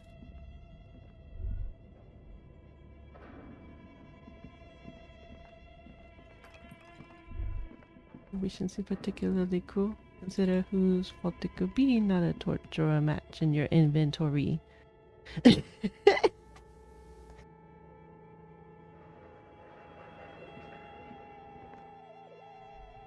This was... Okay, this goes here. Wait, did I ever look in here? A thick layer of coal dust covers the furnace, coloring it pitch black. Looks like this furnace has a face, and it's a face of agony. Kim, what is this thing? Is it a furnace? Look inside the furnace, smear your hands with coal, kick it with your foot. I am not anti-object. Kim, what is this thing? Is it a furnace? Looks like it. Looks like an old central furnace used to heat the building. It's connected to the chimney. He opens the door and gingerly peeks inside. No one has used it in ages. No signs of any recent fire. Only dead rats. Look inside the furnace. It's dark and grimy here. In the darkness you can hear I'm gonna do chatter. it. It's coming from above. A voice or several voices talking to each other. Near the smoke chamber, upstairs. The echo is so prominent, it's impossible to discern what the voices are saying or what's producing them. What are you doing? The lieutenant asks when he sees you climb halfway inside the furnace. I'm hallucinating. Or I hear the murder of the hanged man talking. Or I'm not sure, Kim, but I think I can hear someone talking upstairs. I'm going to say the reasonable option. Wait, really? We should investigate, see if someone's upstairs. Smear your hands with coal. A lush layer of coal now covers your skin, sinking into the wrinkles. Your hands look ancient. You feel the spirit of Ramut Karzai, ancient hero of Grad, pulsing through you. All that's left is to cover your face in war paint. Hadramut Karzai. Smear your cheeks black with color. No, let's not express ourselves. Let's just wipe our hands clean on our pants. Let's not express ourselves.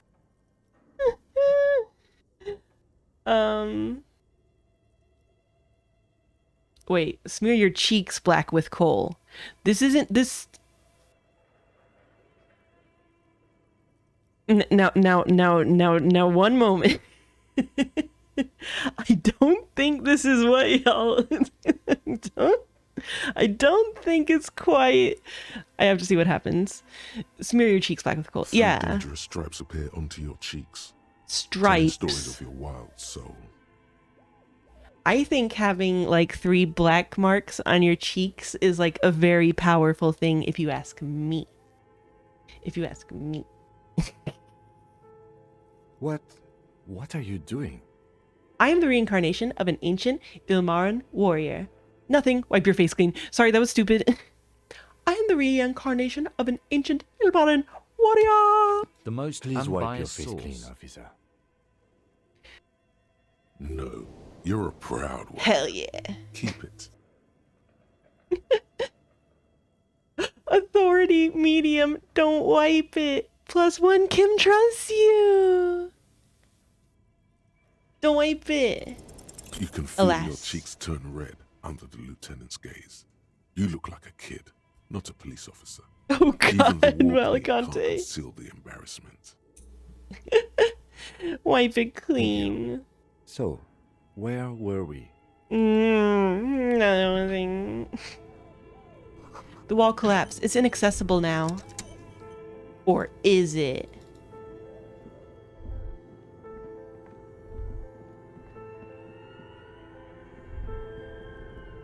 Obviously, there's sneaky gunmen. Monya.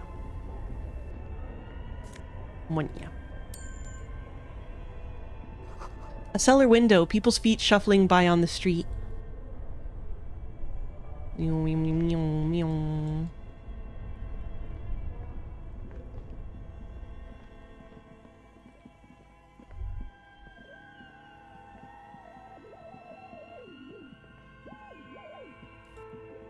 Okay, one moment. We're exploring a little more thoroughly.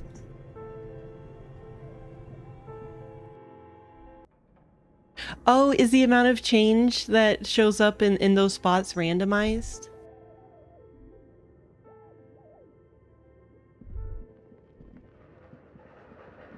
Is it? Oh! An iron safety curtain curves before your eyes, folded like a bellows. It covers half the room, blocking the way into a colossal industrial chimney. Oh, yeah? This is directly above the central furnace in the cellar. The voices probably came from here. Knock on it. What an odd thing to do. Nothing happens. Shut up. Knock on it harder. Still nothing. No one's home. Knock even harder. Oh, I Those see. curtains prove to be surprisingly sturdy. Your fist hurts now. There must be another way to wake up whoever is in there. Maybe we should ask the lady in the bookstore what's going on here. I like that Kim is taking as read that there's someone in there. The floorboards creak.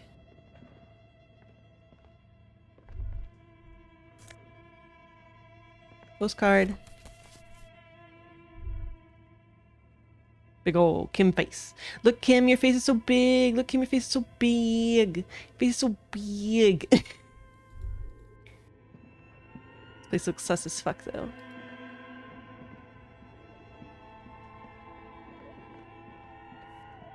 As before, this is directly above the central furnace in the...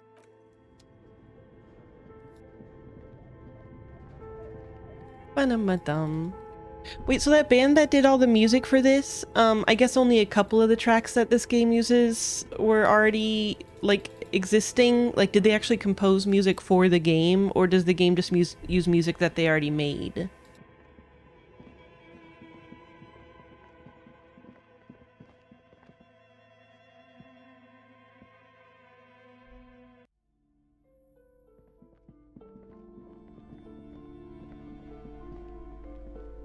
I'm shining my flashlight. Broke down? The back door? The wards? The door? It's all gone now. Dark psychic energy leeching onto my shop. I don't know what I was thinking barging in like that, or sometimes it's necessary to resort to extreme measures. I suppose it's all over now. I guess there's no escape. What are you talking about? It's just a door. Just a door? This place is cursed, Detective. They don't call it the doomed commercial area for nothing. Just look at the sheer amount of companies that have failed in this house. I hope you're happy now. Happy that you've ruined everything. Yes. Now that you've broken the door, the curse is coming to get me as well. She closes her eyes and starts mumbling something to her pendant. Host Almighty, she prays, guard me and my honest business venture from the curse that lurks behind the door. Blessed be your name. Oh, sorry, I didn't know about the curse, or cursed, but I thought the curse wasn't real. I'm gonna say that one. Of course you didn't. You're nothing but a policeman. She shrugs, visibly dejected. You are the one who insisted it wasn't real. All right. You know what? I'm willing to let you investigate the doomed commercial area. We are set on the path. There's little else to do. Oh, okay. New task, investigate doomed commercial area. But before we go on, tell me, did you encounter the malignant entity? Her eyes narrow as she whispers the name. The entity? No, I don't think so. Of course, the entity. I didn't see her, but I sensed her presence. The entity? No, I don't think so. Yes, the malignant entity that lives inside the chimney. It takes the shape of a woman, a witch probably.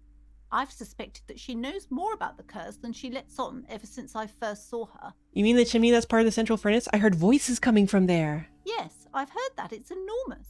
She has barricaded herself behind some metal security curtains upstairs. God knows what she's doing there. Witches. Some unnatural magic, I assume. You should go find the entity and ask what happened to all the companies in the building. And do return to me after you've talked to it.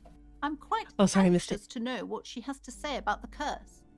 If you're really interested in cracking this mystery, then we should go back to the furnace. Maybe you could yell into it or something. Make some noise. You'll think of something. You always do.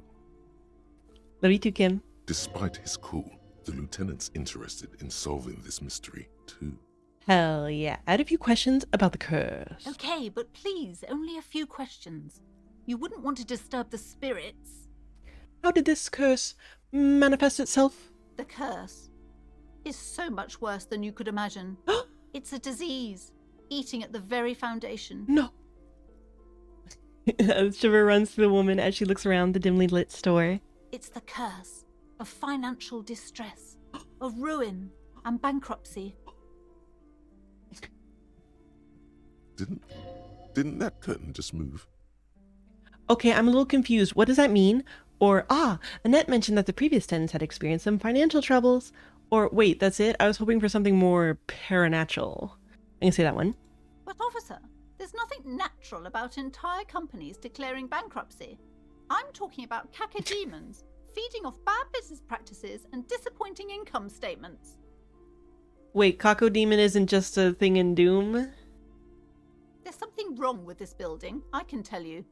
Ever since I arrived, Floating Meatball Boys? I've sensed an eerie lingering presence, as if I was unwanted here. Yeah, that's just people reacting to your general vibe. Sounds familiar. It's legitimate Greek for bad spirit. I see. Strange, I feel unwanted too. What does it mean? Don't mention it. She nudges her glasses, anxious and tense. Have you sought help from anyone? Yes, I've contacted numerous parapsychologists, and even a pair of Simonese mediators. They provided me with the wards. She nods at the strange cage-like trinket on the curtains. But have you considered cryptozoologists? The wards help to keep the doom Or perhaps at bay and protect us crypto-fascists. against the darkness that lies further in the building. Even though now I fear, it's not enough. Why didn't you just tell me right away it's the curse? It's not good to talk about the curse, not in detail. The negativism, it's dangerous. Talking about the void wraiths angers them. Wow. Void raves. You have new words. I need healing from my physical self. Such raves may prove a formidable enemy. Suit up. Thanks, physical instrument.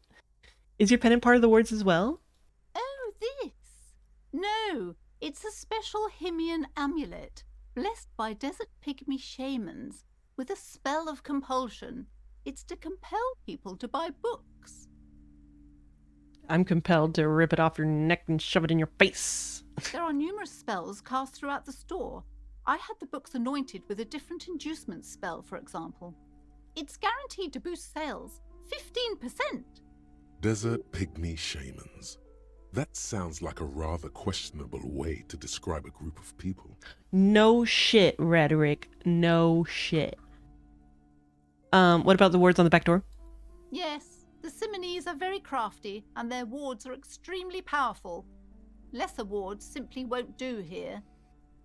I mean, at least this isn't like a betrayal like Lena, because, like, what would you expect from this lady? I'm not surprised. The woman looks aloof, her features much softer. Occasionally, That's all I can say for now, book peddler.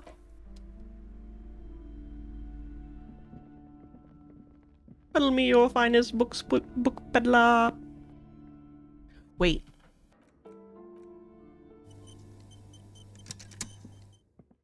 She's crossed the frustrating racist Persian threshold, and thus...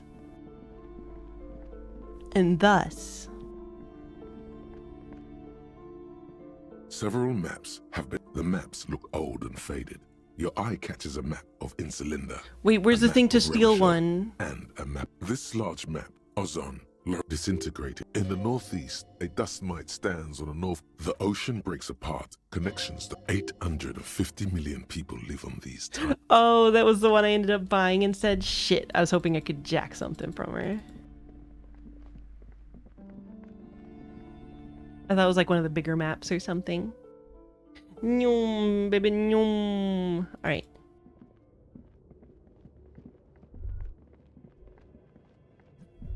Whoop! Babies. Babies. I need to figure out a way to wire my phone so that babies can't tug on it.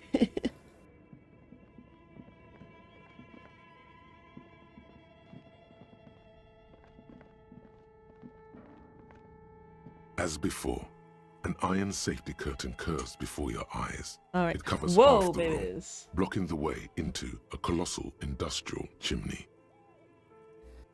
This is directly above the central furnace. Knock in the even cellar. harder. Those curtains prove to be surprisingly sturdy. Your fist hurts now.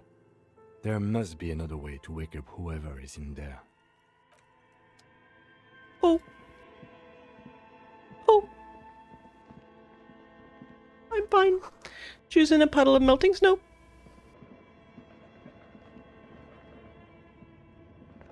Ow.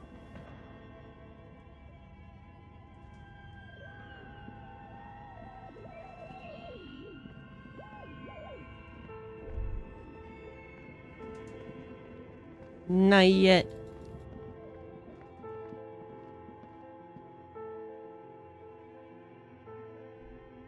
I have kind of been curious to push it this whole time just because I've never actually, you know, I still haven't gotten a like, just game over from stats hitting 0 or whatever. Poor animals, no rest for their bodies after death.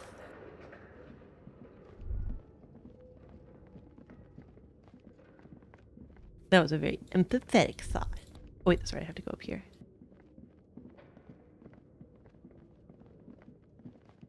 Can't tell me what to do. I'm gonna save now. Never! Never! A thick layer of coal dust covers the furnace, coloring it pitch black. +1 helping Suna with research. Interesting. Hello? Something breaks loose in you. A mighty bellow echoes throughout the chimney's depths. The chatter of tiny voices above suddenly cease. Then, You hear a woman's voice answer. you've awakened the entity. This is the police. Who's there? Or I summon the ghost of this doomed commercial area. Answer me, spirit. Or hello, are you there? Speak to me. Hello, are you there? Hello? Did you say anything? I can't hear you. Please come upstairs. There's a safety curtain on the second floor. I'll open it. You hear a low rumble upstairs. The sound of a curtain being pulled aside. It's just After you, that officer. easy. Leave. I know. I've been kicking it. You should have heard that shit. Yeah. Or yeah, not kicking it, knocking on it. Like so hard. Ooh. This tray is full of dice, colorful polyhedral dice, hundreds of them. I was gonna say once it brought in Suna, I was like, is this someone who was working on the game and now has to live here in secret because of everything falling through? The candy dispenser has been repurposed to contain thousands of dice. Hello, I'm Nia. A bird-like woman sits on a throne of tools with the emerald light shining through her hair. Did you try knocking on my window? I must have missed you.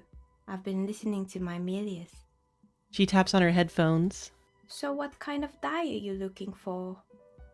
Could this be the malicious entity? Perhaps it's wise to go along with this masquerade for now. Masquerade. She's got a direct view to the backyard. You should interrogate her about the lynching. Hold on, what do you mean by milieux? Yes, a Milius is like a call-in station. You need a two-way radio to access one. That's why I have these. Oh yeah, it does look a little girl with a pearl earring. Mostly, they just teach you to swear in different languages. But some of the stations can be quite interesting. I was so absorbed, I must have missed you knocking. You must have me confused with someone else. I haven't knocked on your window. Or why are you asking me about dice? Move on. I haven't knocked on your window. Then how did you get inside? By the south entrance? You know what? It doesn't even matter. What matters is that you're finally here. Let's talk dice. Did you have something specific in mind? Why are you asking me about dice? I'm a novel So she's dice not the one maker. who opened the Tell thing? me the name of your role-playing system and I'll make the die you need. That's why you're here, yes? As she speaks, her bone-like fingers fiddle with a ring. Her bones light, but her hands strong. Her bird bones. Role-playing games? You know the one made by Fortress Accident. Does that count? Sure, I like role-playing games, and I need some dice. Maybe. I'm not really sure why I'm here, honestly. Or, no, I was looking for something else. Squint your eyes mysteriously. Answers. Or, I'm not interested in buying dice right now. I'm a police officer, and I need to ask some questions. I'm gonna ask it in the very Junie way. Answers? How strange. These days people only come to me for dice and role-playing games. I'm not sure how helpful I'll be, Dice. but go ahead and ask.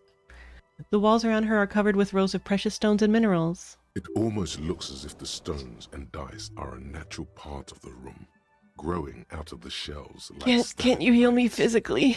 This person means you, or no one else, absolutely no harm. She will answer freely and honestly. No falsehoods are present. She's a novelty dice maker and doesn't have anything to hide. She's Ask my Oshi. How did you become a dice maker? Or, okay, I'd like to order a die from you. Or, what do you know about the man who was lynched behind Whirling Rags? Or, hey, where are we anyway? What is this place? Look around the room. I'm gonna do that one. We're inside the chimney of an old central furnace. It's strange, I know. Would the chimney be that big? She looks at the ruddy bricks that make up the walls. Even though they've been repainted, there are still signs of a coal-black soot here and there. But when I arrived here, all the other rooms were taken, so I had to build myself a makeshift home. Besides, I don't really have to pay any rent here, so that's a plus. Plaisance was right. There's an entity living in the chimney. You should ask her about the curse. Creative. Yeah, it's just like, I don't know why a building like this would have some like crazy ass giant industrial chimney. It seems like a residential thing or whatever. Yeah, of course it's a squatter. I've heard this place is cursed. Did you know that people call it the doomed commercial area? I've heard the stories, but I don't think those stories are true. Wait, how do you explain what happened to all those companies then? Or Plaisance is the one who sent me. She's convinced that the place is swarming with malicious energies. I'm gonna say that one. Plaisance, the bookshop lady? I've heard that her business is doing rather well. Have the energies spared her somehow? Plaisance is a wise woman. She has Semini's trinkets protecting her against the curse. Or, it's a central chain, so it would be for a boiler set that supplies multiple buildings. I see. So it just looks so fun. Actually, the bookstore isn't doing that well. There are hardly any customers, and she has to exploit her own daughter to keep the company going. Or the curse is just bidding its time before it strikes again. Sooner or later, everyone will fail. Even her. Or I don't know why the bookstore hasn't gone bankrupt yet. That's what I'm here to investigate. Why the fuck isn't it bankrupt? Yeah, exploit her own daughter. All right. But it's not just the bookstore that's still up and running. What about the whirling in rags? Some people say it's part of the building complex. Hold on. The whirling is part of the doomed commercial area? Well, I mean, the pinball machine thing did fall through. Yes, but it's still a separate building. The malicious energies can't reach there. Or, no, the whirling isn't doing well either. Its waitress just took off and customers have trouble paying bills. Customers. You're right, the whirling doesn't really look like it's cursed. I'm gonna say the last. And then there is me. She sighs, looking at her messy work table. All kinds of tools lie there scattered, from knives to carving files to wire cutters. I've been here for 14 years, selling novelty dice to role-playing enthusiasts. Not exactly a million-real business idea, yet somehow I've survived despite the talk of malicious energies. Strange, isn't it? I mean, apparently you have very little overhead. Maybe it's just because she's so talented that she's been able to woo the curse. They're compromised. The skills are compromised. The skills love this little dice maker. They love a little dice maker. It's definitely, this isn't like some woman made to be ideal specifically to the guys who made this fucking game. They sometimes think it's because you're the source of it, a malignant entity, or it's because you're competent and dedicated to your craft. The curse doesn't affect people like you. Or the curse will get to you. I have no doubt about it. It just doesn't care about earthly timeframes. Or I'll be the first to admit there are many inconsistencies in the so-called curse. I'll say that one. I was just about to ask, what do you think? Do you think the curse is real? Time has come to face the source. Fear not, for the forces of the universe are supporting you in this psychic quest. Inland Empire is the only one that's like, no, she's solely a fucking ghost. I still think it might be you that's causing this. Narrow your eyes. Very mysteriously. Or, I'm starting to see that there's no curse, only business decisions and natural market fluctuations. Or, honestly, I'm still not sure. This world is a puzzling place. Wait, is it specifically about... What do you think? Do you think the curse is real? I'm starting to see that there is no curse. Exactly. Truth is always so disappointingly mundane and boring. But I'm glad we got this sorted out. Anything else I can help you with today? That's all she has to say on the subject. She's been thorough and truthful, as far as we can see. I can't. Blaisance is not going to like what you have to tell her. How did you become a dice maker? How did I become one? It was a business decision. I was a regular jeweler at first, but that's an unfocused field with too much competition. Some of my friends were role players. They asked me to make some polyhedral dice out of cobalt. That was my first order. I grew it from there. You like role-playing games yourself? Not especially. I like working with rare materials and a steady pay. And role players as customers? They're nice people. That would be so funny if it's this girl. Some of those nice people have big bucks to spend on novelty items. She's thankful for the security they provide her. Why hasn't her business failed? +2 found the 2mm hole in the world.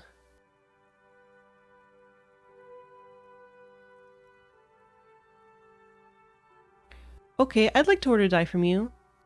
Of course. Tell me what you have in mind. Do you know the viral untethered setting? I want a die for that. Or do you have any cursed dies? Or tell me about your most extraordinary die. Or I'm sorry, I don't actually know what die I want. Or just a normal die for me, please. Very regular. Don't.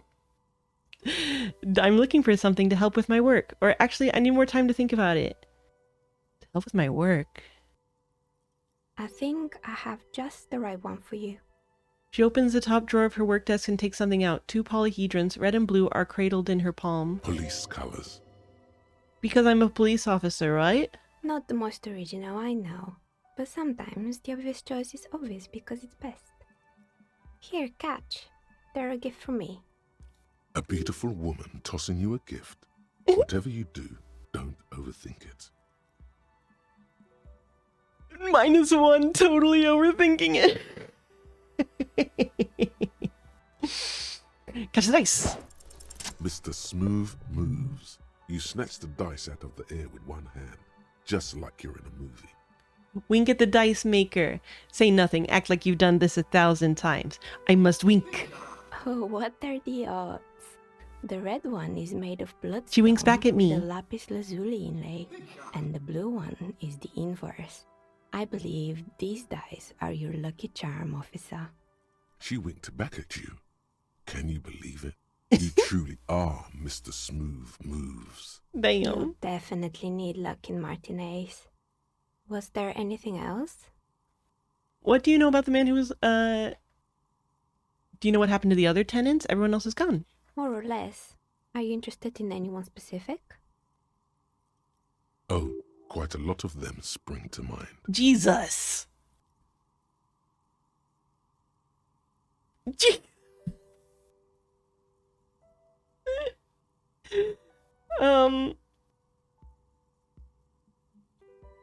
There was a terrifying taxidermied bear in the cellar. Oh boy, the fabled Revachol ICT. You're in for a treat here. She smiles and leans closer, hands on her knees, like a stand-up comedian ready to tell a story. The place was owned by 2 guys who had some rather innovative ideas about marketing. The bear was one of them. Now ask me about their other ideas. Indeed. What were the other ideas? Alright, what about the other ideas? Or, I don't... God damn it. I need the other healing. If only I could, like, convert 3 morale points into 1 health. I don't care about their other ideas. I just want to hear about the bear. What about their other ideas? There was really just one. And it involved picking out the prettiest girls in the neighborhood and paying them 20 cents per hour to man the booth. And by man the booth, I mean slump behind the counter with a face that could maim you if you ever dared to disturb their bored magazine browsing. She leans back, disapproving. Sounds like she really didn't like those girls. Fritte does the same thing. Wow! I know a girl just like that. She works in Fritte as a cashier, and she's not particularly friendly. No, I like her. What did they expect? 20 cents per hour is dog's pay. I'm surprised they show up to work at all. Or that's an award-winning idea. How else do you choose people around you? Or I don't have an opinion on employing teens. I just want to know, did it work out for the business? What did they expect? 20 cents per hour is dog's pay. Oh, but they did. They did show up to work, and not alone. There were also acne-ridden girlfriends and gorilla-like boyfriends loitering near the ice cream stand. It doesn't have to be so mean about their acne. And they already had the bear. She closed her eyes as if remembering something painful. What about the bar? The bear. Bear. She repeats, pressing thumbs to her temples like trying to suppress a headache. It didn't work out? Of course not. The bear was terrifying. No one wants ice cream guarded by a hostile apex predator. To make matters worse, the fridge didn't work too well either, and half the ice cream came out malformed and partially melted. Eventually, Ravishell Ice City lost the price war to its rival, Glace 5000. Glace 5000 sold caramel sundaes for only 5 cents a piece, out of regular fridges. Yeah, I just feel like it would not be that weird to see this concept in real life in, like, I don't know, like a truck stop or something. It's the marketing doing its job, or I'm sure the bear was doing its best, or the bear was scary. Every time I saw that bear, I felt scared, like it could become alive at any moment now. Or I killed the bear. You unplugged it. I killed the bear. You did what? She rolls a swivel chair and an inch closer to you, unsure whether she heard you right. I had to kill the bear to become the bear. I murdered it with my own bare hands. I laid it to rest. It's my trophy now. Or I unplugged the fridge to help Ravishell Ice City cut their losses. I had to kill the bear to become the bear. I can see. She nods, eyeing you up and The down. taxidermist who made it said it was his vision beast. He said he met his vision beast while high on Desica. Vision He called beast. it Megatherion. Sounds cool. So much morale Why healing. is everyone doing drugs in this place? Even the taxidermist? Electrochemistry, even. Megatherion, or what's a vision beast? Or very cool, but I don't want to hear about bears anymore. Let's move on. Megatherion. Megatherion. A mega wild beast. Oh, it is a failure. What's a mega wild beast? It's an imaginary beast that guides you through life. By telling you to do more drugs, mostly. The horrific necktie tightens around your neck, strangely excited. But it doesn't feel particularly fun this time around. You ever thought that heals you when you make a conceptualization passive? Ah, right. I don't do drugs, or I do drugs, I've got a vision beast myself, or I don't have a comment on drugs. Grab your necktie and mumble, not now, you beast. I'm gonna do that one. What? Do you ever feel like your vision beast is trying to blackmail the fun out of you? Nothing, cough and let go of the tie. I'm gonna do that one. Right. Says the dice maker. She doesn't look entirely convinced. Anyway, now you know the story of the fallen ice cream empire. She seems almost sad, finishing the story. Some dust beams swirl in the afternoon air. Her eyes follow it idly. Little sparkling embers under the window. Anything else? Another failed business, perhaps? I've been here for a long time. Good. I hope it clarified things a bit. What? I feel like I gotta end it here, or else we're gonna be talking to her for another hour. But obviously we can continue tomorrow. This VOD is, oh god, we are almost 3 hours. It's gonna be extra long too, because I'm going to put the ending, the rest of yet the last stream, you know, I'm gonna attach it to the beginning. I edited out some of the more awkward moments, so you know, none of us have to remember that these things happened. But today was good and fun. Had a good time. This was a lot of cool stuff happened. I like babies. I like my babies. Oh, the little baby. The little babies. The little babies. And I'll see you next time. Hasta mañana. Oh! Oh, I forgot that I lost the end screen. Oh, I forgot I don't have the end screen.